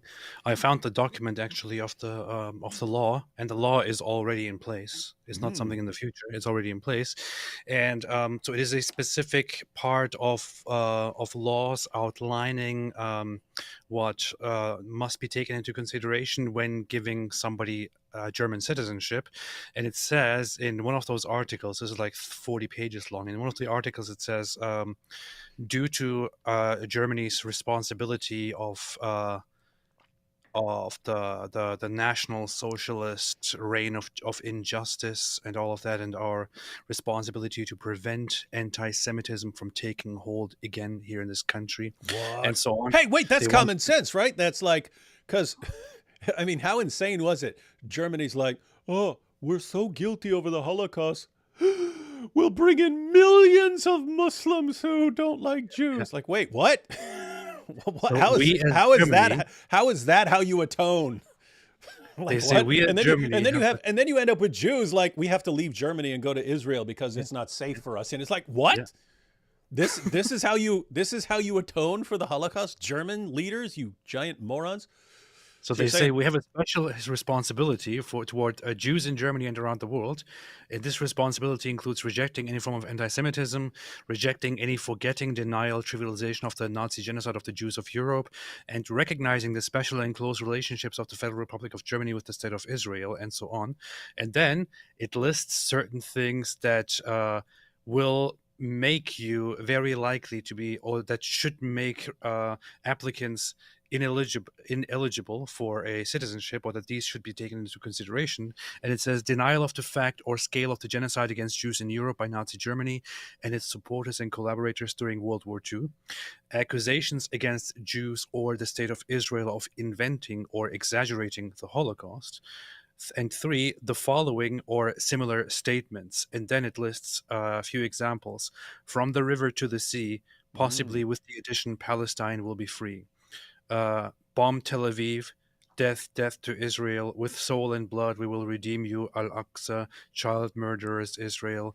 And also the use of maps in which territory of the State of Israel and the Palestinian Authority is entirely filled with the colors of the Palestinian flag, black, red, white, green, and so on. These are just few examples. So it then continues, but this is law. Can't say we didn't tell you guys. I mean, we told, you can't keep pushing the Germans, man. You can't. And this is only one of the points that is brought up because of the current conflict. The law is also full of other articles that are about Islam, for example, glorification of Islamic politics and promise to establish an Islamic State, glorification of caliphate, and things like that will all make you ineligible. Interesting. All right. Take a couple super chats and then we'll just check out the Dawa Wars tweets. Just a little taste of the Dawa Wars that are emerging right now. Ann says, so Kamala and Biden want immunity for the UNRWA staff who participated in October 7th. What are your thoughts on that? Well, I don't know if that's correct. If it is, I think that's pretty insane and stupid and evil. And there's no way Israel would agree to it. And that's good. It's good if they say, look, you guys don't know what you're talking about. Go screw yourselves. Well, I'm glad that Israel didn't really bother listening very much to what the current administration had. Can you imagine Israel being like, oh, what does Kamala Harris think? Like what? Or what does that guy who can't utter like? And it's not just them. It's like, hey, we're here. This is what we have to deal with. You guys are on the opposite side of an ocean. You don't have to deal with this. So you can share your thoughts with us, but at the end of the day, we have to keep our own people safe. It's funny. I never watch Saturday Night Live. I find it totally unfunny, except for some episodes and some acts, and the whole weekend review section, which I think is weekend updates usually pretty good. Yeah. But yesterday, I think they did a cold open for Kamala Harris rally and Donald Trump. I think it was a long one. It was like 12 minutes or something. Because I looked at it and I was like, no, I have to get ready for this show. I can't watch this now. But I watched it. It was actually funny. They roasted Tim Walz, they roasted Joe Biden, and made extensive fun of him for being an old creep. In the end, he goes to Kamala Harris's hair and starts sniffing, and so on. Oh, that's nice. That's nice. I like it. I like it when they make fun of everybody. As long as they make fun of everyone, I'm good. I don't like it when they're like, "Oh, we'll make fun of this one person, and then we'll let this other person who's done insanely idiotic things just slide." A long time ago, a few weeks ago maybe, I decided to sit down and watch an entire episode of Saturday Night Live with my wife together, and in the end, after we were done with it, I already started feeling very terrible after like 10 minutes or so of watching it. At the end of it, I thought, I wish I could just, delete this part of my life from my memory forever. That's what they do. That's what they do. They have had some brilliant stuff, but yeah. Oh, a lot of crap on there. BBC has now stopped calling Hamas a terrorist organization. Oh, man. And here I had so much respect for the BBC. I was like, hey, I really like the BBC. I was putting all my trust and my hope in the BBC. Why would they do this? Dumb BBC. Whoever is celebrating, watch out. That's from Nasrallah. It's from your buddy Nasrallah. Michael says, as a U.S. OEF vet in 2002, I can tell you this. We did far worse things and sometimes laughed about it or shrugged it off. Alhamdulillah. Yep, that happens. Let's see. Salfa was the one asking questions earlier. So thanks for the responses, guys. Do you think that Iran is the final target in this conflict? And if so, do you think the USA will participate? That is a good possibility. I think Israel is going to handle things in southern Lebanon. And yes, I do believe they'll be turning their attention to Iran. They've already given the warning. There's nowhere to hide in Iran. They've shown they can actually go into Iran and assassinate someone. But yeah, it wouldn't surprise me. It wouldn't surprise me if other places like the United States got involved. But I don't know that they would. But Iran is a constant problem for everyone. So we'll see what happens there. Why leftists and Islam are close? Is that normal? It's not normal in the sense of it. It's not normal in the sense of it making sense. It doesn't. They're diametrically opposed on a number of things, and leftists would be some of the first people brutally murdered in the name of Allah if Islamists took over. But it's a sort of common enemy. It's similar to Israel. You'll have different groups that would normally kill each other uniting because they both hate Israel. You can have leftists and Islam uniting because they both are focused on a common enemy, and both thinking that after things are, after we take over, then our group will be dominant, and leftists actually thinking they could deal with Islam. Here's an extra super chat as a token of my appreciation for entertaining a dialogue with me. Yep. Good to hear from you, Safa. And answering LDS, do you think Muslim apologists are legitimately Muslim? The defenses of dawah nowadays are straight up laughable. I've said before, I don't even know what the defenses of dawah are nowadays. Now they're becoming like gossip channels and just whining and attacking each other all the time. I've made a prediction before. I want to actually put it in a video. So when it happens, I said, since they're basically giving up on arguments and they won't dare defend Muhammad or the Quran to someone unless the person is completely ignorant, doesn't know he's being lied to. Since they're giving up on arguments, it's not based on here's the evidence anymore or something like that. And my prediction is that in the future it's just gonna be a global gang. That's what it is. You're joining this for your safety, not because you think it's true or not because you think it's actually the truth about God or anything else. What's up? This is so weird. What are you laughing at this time? What?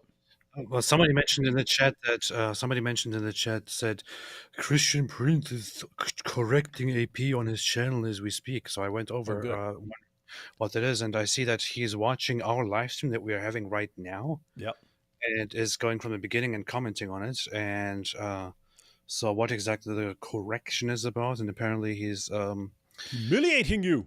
He's correcting me because I said that that Bashar al-Assad was oppressive toward his own population, including using chemical weapons. And he says, for example, that this is not true and he never did use chemical weapons. It turned out to be a lie. So you've been humiliated. I have to say one thing here. Now, first off, I didn't want to I didn't want it to get to this. I didn't want it to get to this. Hey, don't be right? spreading I your drama over didn't here, man. want it to All, get to this. everyone I wants to didn't cause want it to get conflict to over my this. channel. However,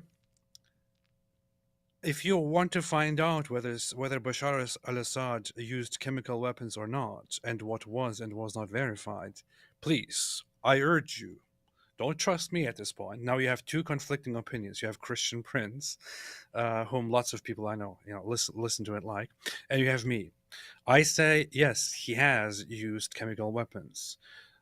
Christian Prince apparently corrects me and says, no, this is not true. This is media lie and all that. I will urge you to just do one thing if you don't know. Go and research it for yourself. And by research it for yourself, I don't mean go and disregard every official report there is and listen to the one or two people online who say, did you know the media is not telling you the truth? The reality is this, and actually lizard people were involved in spreading this lie. I'm telling you to go and look at official reports, official findings, evidence, and so on, and then figure out whether Bashar al-Assad indeed used chemical weapons or not. I'm not going to tell you anything at this point. Do that. Don't be starting beef with everyone else on my channel, man. CP has enough beef going on right now, and he can only blame himself for that. Honestly, well, people like me, we just don't know. Did he use the weapons? Did we not? I don't know. You say one thing, CP says something else. The world may never know who's right. Alhamdulillah. Do you think all Islam is a problem or just radical Islam? I think Islam is radical by its nature, at least in forms where, you know, they take these various hadiths and stuff seriously. You have to do some serious gymnastics to get an Islam that does not call for the violent subjugation of the entire world. There are people who do it. There are people go in a really philosophical, direction and so on. But at the end of the day, Muhammad called for the subjugation of the world. Muhammad said, I've been commanded to fight people until they say there's no God but Allah. Muhammad is his messenger. The Quran says, fight those who do not believe in Allah. The Quran calls Jews and Christians the worst of creatures. You can have you can have Muslims who believe in Allah and pray 5 times a day and don't take those other things seriously. It's just going to be an ongoing problem that there will be people who do take those commands seriously. So you could be the nicest Muslim in the world and you have kids and your kids read those and go, why isn't my dad following this? I need to follow this. And they go out and join a terrorist group and so on. So Islam in general is a problem. Notice I didn't say Muslims. You have Muslims who are completely nice and so on, but Islam is a problem. Indeed. AP, do you believe there is some sort of justice in the afterlife for someone like Hassan Nasrallah? Ooh. I don't know. You believe he just gets a free pass? Believe he just nope. I think I find it difficult to believe that that there is, but I also don't know. So. Let's see. Salfa here again. It's been reported that Israel is auctioning off Palestinian homes in the West Bank. Any idea on the credibility of this? First time I've heard it, so I wouldn't know. Auctioning off Palestinian homes in the West Bank. They're not auctioning off Palestinian homes. What they are doing is vastly any land that is being bought or sold or anything like that are homes that are not found to be rightfully belonging to Palestinian Arab families and people. If in any situation it is found out that they are the legitimate owners of the place, then it is not given to anyone else. There have been multiple cases where where Palestinian Arab families brought the situation to court after their property was unjustly taken, as they claimed, or there were few instances of that. And in those cases, the court found that the families were right, and then their homes were restored. So nothing is being taken away by force. There are lots of layers involved here, which decide who actually owns and does not own a certain region. There are some places like the city of Hebron where the situation gets a little bit difficult because in places like that, lots in many situations, Palestinian Arab people basically became squatters in homes that originally belonged to Jewish families after the Jewish people were kicked out from Hebron, for example, which was a historically Jewish city, and took places over and then claimed that they are actually the owners, they are actually in charge of the place, and it always belonged to them. And then you go there and find out that it's not true, and so on. This is a very, very complicated issue. I don't think it's as easy as this to boil down to. The person we just watched, Yishai Fleischer, he is actually a representative of the Jewish community of Hebron. He has a lot to say about this, so I'm thinking of inviting him. I have been thinking about that forever, of inviting him and having this discussion with him as well. We'll see. We shall see. And our favorite Christian from the Middle East, Eli Shamoun. Hey, Eli, what's up? Eli Copter. Eli Copter. Dora Daniel says, Yusuf Haddad, D Wood, AP collab win. Good question. Yeah, you know him, don't you? I don't. I think I have his number again, but I never actually talked to him. I never communicated with him. I just know lots of people who know him, and so on and so forth. It was, yeah. I might just do that. Base Deutschland über alles. You can't say that in Germany, man. If you go to Germany and say that, people are gonna look at you. Like, I've told people before. I had a German professor, and I started going that, and my professor goes, "We don't joke like that. We don't joke like that." Leftists in any nation are those who hate their country, culture, and even willing to ally with jihadists to destroy their own culture. No, you can. I mean, it's good to have a conservative force in a society and a progressive force. Keep in mind, I'm not talking about conservatives and progressive. I'm talking about like a conservative force that's trying to preserve what works and what is good about your society, and to have a progressive force. Again, not talking about progressives. I'm talking about a force that is trying to make change and move forward and fix things that don't work and so on. We just live in a time where people are going off the deep end, massive. We live in a society. We live in a society. Who says, well, I want to quickly mention the Hebron, since it came up. For those who go around thinking that the Jews were just, have been causing trouble, and they are the ones who attacked this land, and they occupiers and so on, and it started in 1948 when Israel became an oppressor and so on. Just look up one thing, which is the 1929 Hebron massacre. 1929 Hebron massacre. It was there was no such massacre because that was before 1947. AP, come on. Where the Arab population spread rumors that the Jews are trying to take over the Temple Mount and so on. All kinds of different rumors. Again, based on rumors, they mobilized and started attacking, massacring, and kicking out the Jewish population in Hebron. Killed, I think, nearly 100 people or so, and kicked most of the others out. Some of them were allowed to return later on. Eventually, they all had to basically flee. And the Arabs then took over the entire place. No Jews left in the end. They took over the entire place. This was long before 1948. Long before.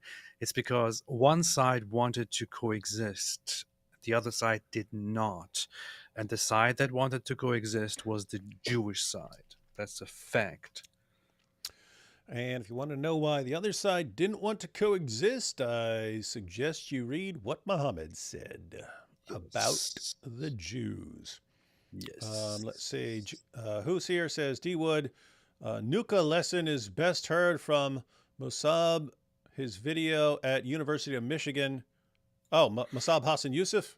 His video at the University of Michigan runs 2 minutes, starting at 56 for a powerful message, gives you goosebumps. I don't get goosebumps much, but I will screenshot that and check it out because we do like Musab Hassan Yusuf. And let's see, last one here, and then we'll check out just the Dawa War. So we're about to go into the just a couple tweets for the Dawa Wars to show you where things are going. Nasrallah was part of my Fetty Wap tribute a cappella group. Now I have to find another soprano. Thanks, Jews. I don't think you're going to have a lot of trouble finding Sopranos because a lot of people had their balls blown off, but they're still alive. So Ayatollah. Plenty of Sopranos out there.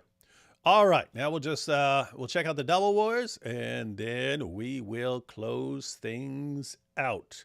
What do we have first of all? We have Mohammed Hijab, AP's hero. Mohammed Hijab. Notice he said this right after the assassination, so September 27th. No matter what anyone says, we will not forget. That was the 27th, right? He was assassinated on the 27th? Yeah. Okay. No matter what anyone says, we will not forget what Hezbollah did to the Syrians with our ally Bashar. You see? You see? And then Musa says, wait, are you siding with Israel in the bombing of Beirut? You must be kidding me. Mohammed Hijab says, I side with Hezbollah against Israel and with the Syrians against Hezbollah. Yeah.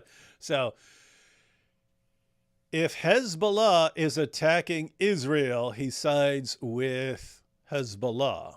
But he wants Hezbollah killed because of what they did to Syrians. So he wants Hezbollah to be destroyed unless they're killing Jews. Brilliant stuff. So anyway, he gives the different perspectives, right? Because what you'll find is lots of Muslims are focusing on one or the other. Mohammed Hijab is actually saying no, both. It's not either or. So in other words, do you side with Hezbollah because they're attacking Israel? Or do you side against Hezbollah because of what they did to Sunni Muslims? And so you have lots of Muslims who are complaining about the assassination of Nasrallah, and you have some who are celebrating it, and it's because they're either focusing on, hey, this guy kills Sunnis, he needs to be destroyed, or they're going, oh, but he's attacking Israel, he's our hero. And so Hijab is saying, no, both is fine. Both are fine. You do both. I can say, hey, great job killing Jews, but terrible job killing you because you're killing Sunnis. All right, so that's Hijab's. Hijab's perspective is he's simultaneously for and against Hezbollah, but for different reasons. But then you have other Muslims who are different. So here's Daniel Hakikachu, world's leading defender of child marriage. And that's some great feat. Daniel Hakikachu says, Southern Lebanon. Oh, by the way, Daniel has a ton of tweets on this. I just picked out a couple. I just grabbed a couple. But he's got a bunch of those. Daniel Hakikachu says, Southern Lebanon is the break, blocking Israeli expansion into Syria and the capture of Damascus. You catch this, AP? Yeah.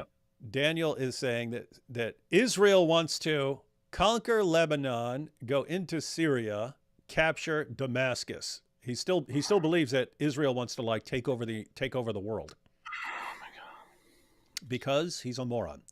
What the funny part is that's what they want to do, right? They want to take over the world, take over everything, and they lose their minds whenever anyone else has anything. And so they project that onto Israel. Israel was, oh, look at this. Oh, if Hezbollah collapses, what's going on? Israel's just going to move up and take over Lebanon and then take over Syria. That's what they're going to do, the Jews. What a freaking joke, man. Anyway, so southern Lebanon is the break, blocking Israeli expansion into Syria and the capture of Damascus. Israel's planned invasion and annexation. They're going to annex it. They're not going to hold on to it. They're not going to hold on to it until they get a deal to stop Hezbollah from firing rockets at them. No, they're going to annex southern Lebanon, and this endangers Syrians more than any other people on earth. Meanwhile, many who claim to care about Syrians are celebrating Israel's invasion rather than contemplating the actual implications of what is unfolding before their eyes. So according to Daniel, which is true, there are Muslims who are going, yes, it's good that Nasrallah has been killed because of what he did. And according to Daniel, they don't realize that Israel is about to invade, and they're going to take over southern Lebanon, and they're going to use this to take over all of Lebanon. They're going to use this to go up into Syria and take over because they really want Damascus. That's what they want. What is unfolding? I wish Israel actually had the ambition to conquer the whole place, to the Middle East, and I wish they actually did it. they would do, I have to say, they'd do a better job than the leaders who are there now. Who exactly is going to prevent Israel from ethnically cleansing Syrians from the rest of Syria, as they have already cleansed them from the Golan Heights, i.e. the 100,000 Syrians expelled by Israel in 1967? Can anyone answer this basic question? Who is going to stop Israel from coming up and taking the pile of rubble that is Syria and ethnically cleansing it? This is one of the most popular dais on the planet, ladies and gentlemen. I can't even begin to take this seriously. This guy's so dumb. Yeah, and we're not. We don't even need to What offer an commentary absolute on this. What a complete on this imbecile. giant moron. But he's not done. And here he was commenting on Visegrad. Syrian suffering in the civil war. Syrian suffering in the civil war has now become a key theme in Israeli war propaganda. Famous Zionist anti-Muslim social media accounts on Twitter are now mass circulating pictures and video of Syrians expressing their love for Israel and are thanking Israel for its campaign in Lebanon. Should we accuse Syrian Sunnis of spitting on Gaza and the Palestinians, or should we recognize that Israel is using a media operation to inflame sectarian conflict to demoralize and weaken Muslim opposition? So you see this, right? You see this, right? Yeah. This is again. So Muslims themselves are doing something, but geniuses like this, and I've seen others say something similar. Geniuses like this, instead of acknowledging what the Muslims themselves are doing and then criticizing that, right? I don't think it should be criticized. He thinks, of course, it should be criticized. Instead of criticizing them and correcting them and saying, "No, you shouldn't be celebrating for Israel. What are you doing? Israel is the enemy." They're like, "Oh no, our fellow Muslims, of course, they are stupid. They are retarded. They don't have any agency. They can't think for themselves. They can't express their own feelings. It's of course Israel that makes them do this, and Israel exploits their celebrations and does this. It's Israel. It's the Jews. Yeah. We Muslims, we don't think for ourselves." That's basically what he's saying here. So again, he's quote tweeting a video by Visegrad where Muslims are celebrating the death of Nasrallah. Why? Because Nasrallah has killed lots of Muslims, and he's a puppet of he was a puppet of the Ayatollah and so on. So Sunnis didn't like him, responsible for tons and tons of Sunni deaths. And so they say, wow, this guy who killed tons and tons of people and has been doing so for decades, he's dead, good. And you see, this is the Jews. The Jews are using this. And so again, that last little paragraph there.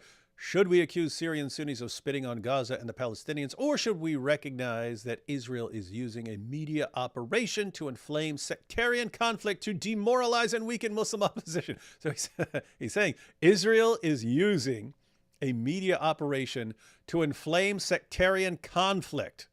In other words, get Muslims fighting amongst themselves to demoralize and weaken Muslim opposition. So if you get Muslims in other words, if you get Muslims on your side and cheering for you, then you're weakening the Muslim opposition to Israel. And guess what? If Israel's goal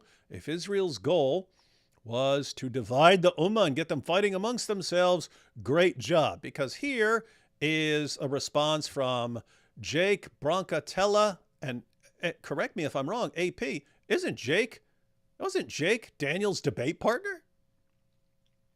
He was meant to be, yeah.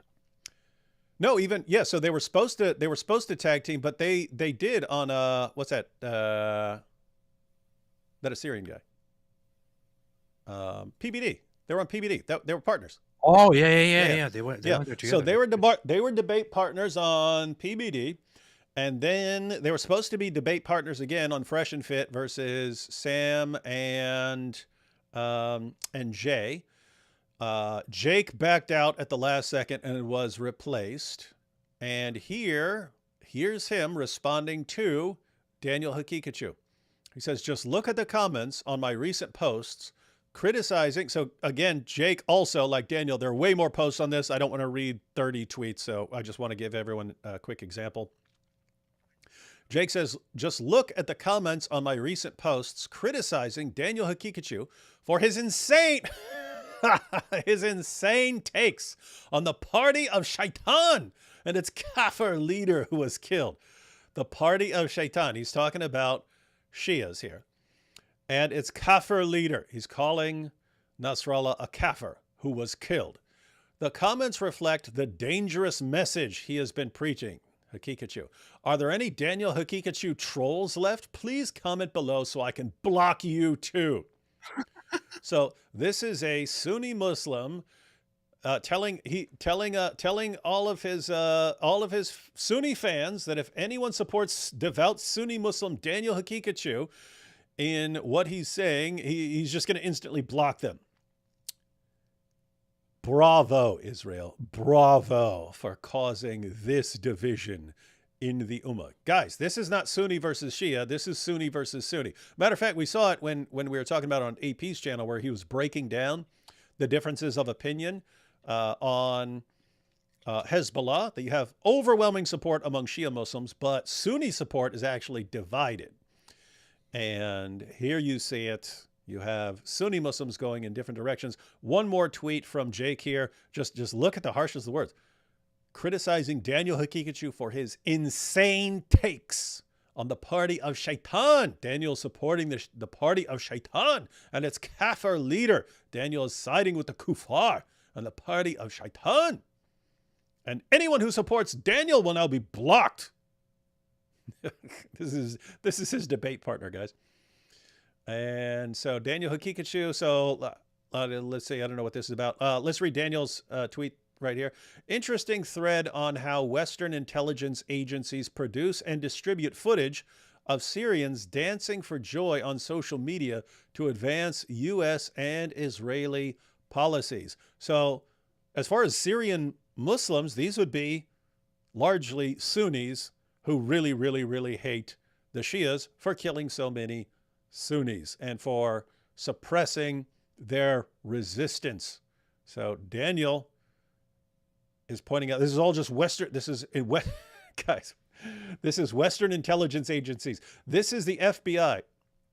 Guys, it's the FBI, the CIA, more likely. It's the CIA and the Department of Homeland Security. These are the guys who are producing and distributing footage of Syrians who are celebrating the death of Nasrallah. So it's not just some guy recording something on his phone and posting it on TikTok or posting it on Twitter. No, it's the CIA and Mossad. They're the ones who are doing it. So that's Daniel Hakikachu's. Has Daniel ever interpreted anything without a conspiracy? I can't think of anything that wasn't a conspiracy for him. He's legitimately insane, man. He's legitimately insane sounding. I have to say, I mean, he sounds exactly like Syrian Girl, right? So Daniel Hakikachu is, if Syrian Girl was a man who constantly defended pedophiles, if Syrian Girl became transgendered and became a man and wanted to focus the entire career on defending pedophilia, that would be Daniel Hakikachu. So Daniel Hakikachu here, what? I must say that Syrian Girl is dumber than Daniel Hakikachu, much dumber. So I'm talking about I'm talking about on the insane conspiracy nonsense. I think they're about equal, but yeah, Daniel's smarter. Yeah, kind of, yeah. And so Jake responds to this. By saying Daniel Hakikachu is now quote tweeting this scumbag propagandist who tried to paint the Syrians as fabricating the horrors they suffered at the hands of Assad and the party of Shaitan. The downward spiral is at a rapid pace. Downward spiral of what? Downward spiral of Daniel Hakikachu, his debate partner. So Daniel shares a tweet from someone that, according to Jake, this person tried to claim that the Syrians were fabricating the things they suffered. And so he's responding to him that Daniel is caught in this horrible, horrible, horrible downward spiral. And it's a rapid pace. This is his debate partner. These guys worked together. And now these guys are probably ready to declare each other apostates and murder each other if they ever get the chance. Jake will soon be saying, yeah, show up in Morocco and see what happens to you. Show up in Morocco and see what happens to you. You won't say that around here. This is absolutely bonkers, ladies and gentlemen. The Dawa Wars. The Dawa Wars The continue. funny thing is that it has to get to these disagreements and these fights for them to realize that that one of them is totally insane. He calls it a downward spiral. Daniel Kikic was always insane like that. Hey, your thing's like blinking constantly now. What is that? I know. Man, get a new camera. Hey, can everyone fund AP so he can get a? Oh, you're saying it's your computer, not your camera? It's not my camera. It's my laptop. I need to get a new one or just clean it up or something. How old is your laptop? I don't know. Several years. I don't know. Okay, here. Many years. AP, you have lots of people who like to watch you and who don't like it when you have crappy equipment because it's pretty much you have to have good equipment. So it's pretty simple. What you do is you say, here's the computer I want, or here's the equipment I want, and here's what it costs. And I'm putting up a GoFundMe, and please support it. And then I'll just buy my computer so I don't look like I'm live streaming on dial-up internet from 1989. I don't even know if there was. I'm using my fridge to stream this. He's using his microwave, ladies and gentlemen, to live stream. Yeah, that's what I do. Or I'll just ask my Mossad handlers. I'll see what they say. Yeah. Take these last couple super chats and it will be out, ladies and gentlemen. How's USA doing concerning Islam? Do you see U.S. following Europe on Islamization or better equipped to fend it off? Massively better equipped to fend it off. You still have issues over here and you still have areas that are pretty rough, but it's basically over here. Islam makes up roughly 1% of the population. And as that, as the number of Muslim, the rate at which the number of Muslims is increasing is basically on par with the rate at which the population is increasing. In other words, you do have an increase in the number of Muslims, but their percentage isn't basically changing because the number of people in the entire country is growing. And so one of the good things about being in the U.S. is we will be watching what happens in France and the UK. And it will make it much easier for people in the future to go, you seriously not getting this? So bottom line is whatever happens with Islam in Western nations, it's happening in Europe first. And that allows America to see what's happening and to pay attention. But U.S. is under no imminent danger of being Islamized or anything like that. I mean, the closest you get is a bunch of extreme leftists bending over backwards to praise Islam in all kinds of ways. Why do they bend over backwards, not just forwards? I don't know, because they're dumb. Let's see. We have Chakota here. Oh, no comment. We have Issa again. He is totally fine being an imperialist, not me. Who was that? Who was that about? Who was that? I don't know. He left this comment earlier, but I don't remember what we were talking about. Who are we talking about? Imperialist. Probably me.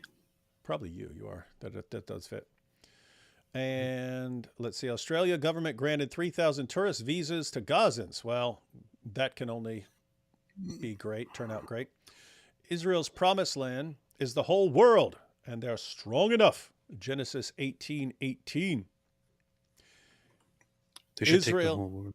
Israel is strong enough to promise land to take over the entire world. No, they're going to be a blessing to the entire world, not conquer the entire world. They should conquer the entire world. AP, how come you're not a believer? Never heard that question before. I'm a former atheist, had a near-death experience, became an atheist, and started researching science, history, accounts, archaeology, etc. Do you believe in the resurrection is valid? I think he meant I became a theist, because he said former atheist, had a near-death experience. Looks like he meant I became a theist and started researching science, history, accounts, archaeology, etc. Do you not believe the resurrection is valid? I'm guessing AP doesn't believe the resurrection is valid, since he's not a Christian or a Jew or a Muslim. At this point, I don't take any opinion on that. Yeah, which part of agnostic wasn't clear? He doesn't know. It's wait, what was that?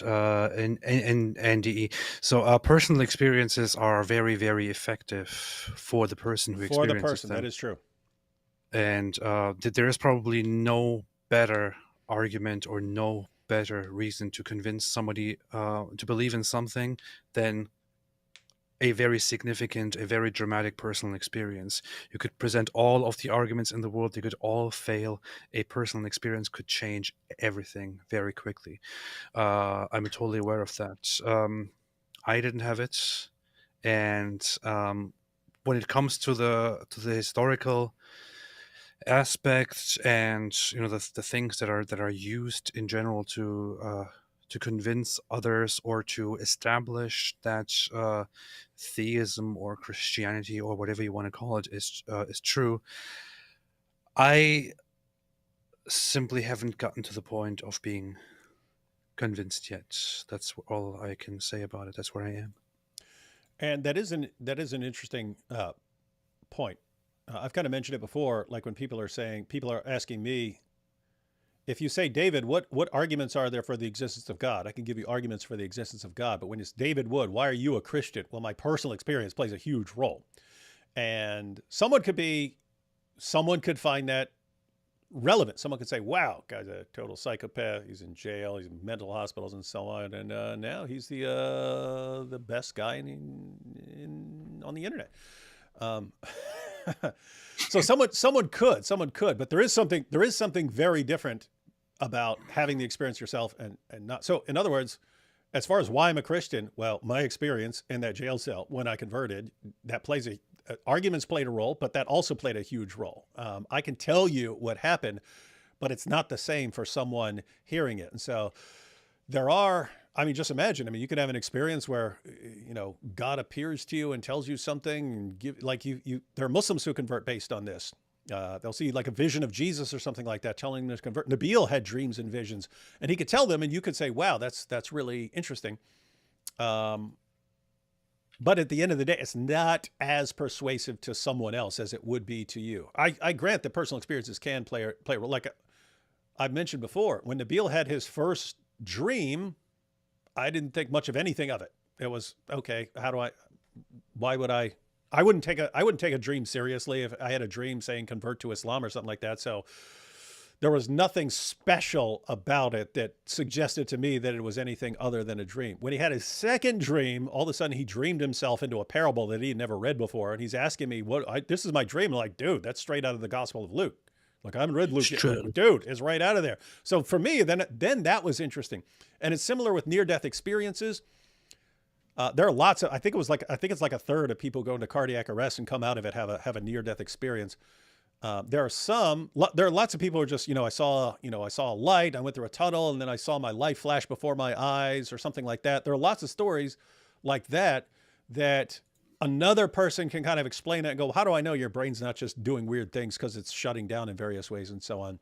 But there are another class of them where the person like knows something that he shouldn't know, or he's brain dead, but he wakes up and tells people what they were saying in the room, or he was looking down at them or something like that. So anyway, these things can count as evidence. Bottom line is, no matter how weird they are, they'll never be as persuasive to another person as they are to the person who experiences them. So you want to pray for AP, pray that he has some sort of near-death experience, and therefore that'll require that he goes into cardiac arrest.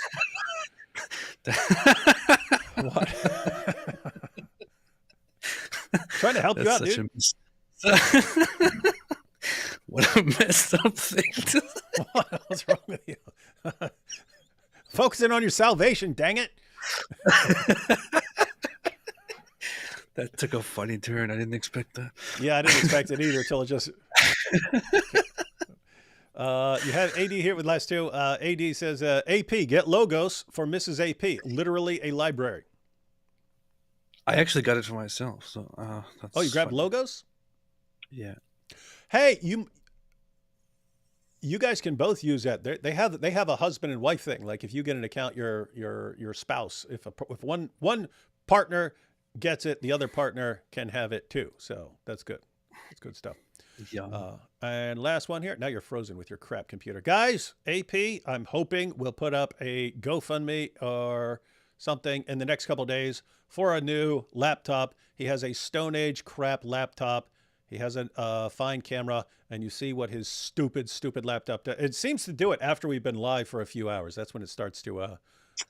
Yeah, it's getting overwhelmed. I don't know. It's just, it wasn't like this. Guys, can we get AP some new equipment? Set it up, AP. I bet you all your... If you put up a GoFundMe, you mention it, and I share it, and everyone is on board, I'm pretty sure you will have your laptop covered in one single little night. And then let's see here. As a former Israeli, I was seeing all these things about Islam 15 years ago pretty clearly, and I am in awe how Americans are just finding out now. I'm shocked at how the entire world, like everything that's happening right now is stuff that people like me and Robert, Spencer, and a bunch of others were saying back in 2006 and 2007. Guys, this is what this ideology calls for. This is what the history has shown. This is exactly what's going to happen 15, 20 years from now. And exactly what we said was going to happen is happening. And it's just amazing because we're still somehow bigots for being right about everything. And finally, Eli again. Hey, Eli says the belief in God is a given and should not be questioned because the belief that we came from nothing is beyond delusional. That is true. Eli is right. Fortunately, AP does not cling to the belief that we came from nothing. But Eli is saying that should not be even an option, and belief in God should be assumed as a foundational. That's based. So in your face. I guess we'll cut it off here since AP... Do you still hear me at least? I hear you fine. I hear you fine. Okay. You're just, you've just turned out your lights. That's funny. All right, guys. Well, AP's computer no longer works, and we've gone through everything. I'm sure there's going to be more stuff coming up with Lebanon, possible invasion of southern Lebanon. I would like Lebanon to take some steps before that becomes necessary, but that could happen literally any moment. It could be happening right now. Who knows? But Israel, it doesn't seem like Israel's taking much crap anymore from anyone. And it looks like they're sick of being condemned for anything they do, no matter what it is. And they're just saying, fine, we're just going to deal with all this stuff now. So I'm sure there's going to be more stuff to cover as events unfold. We'll be back for more when these things happen. And what we look forward to is the Dawah collapsing and jihadis getting shut down. Catch y'all next time.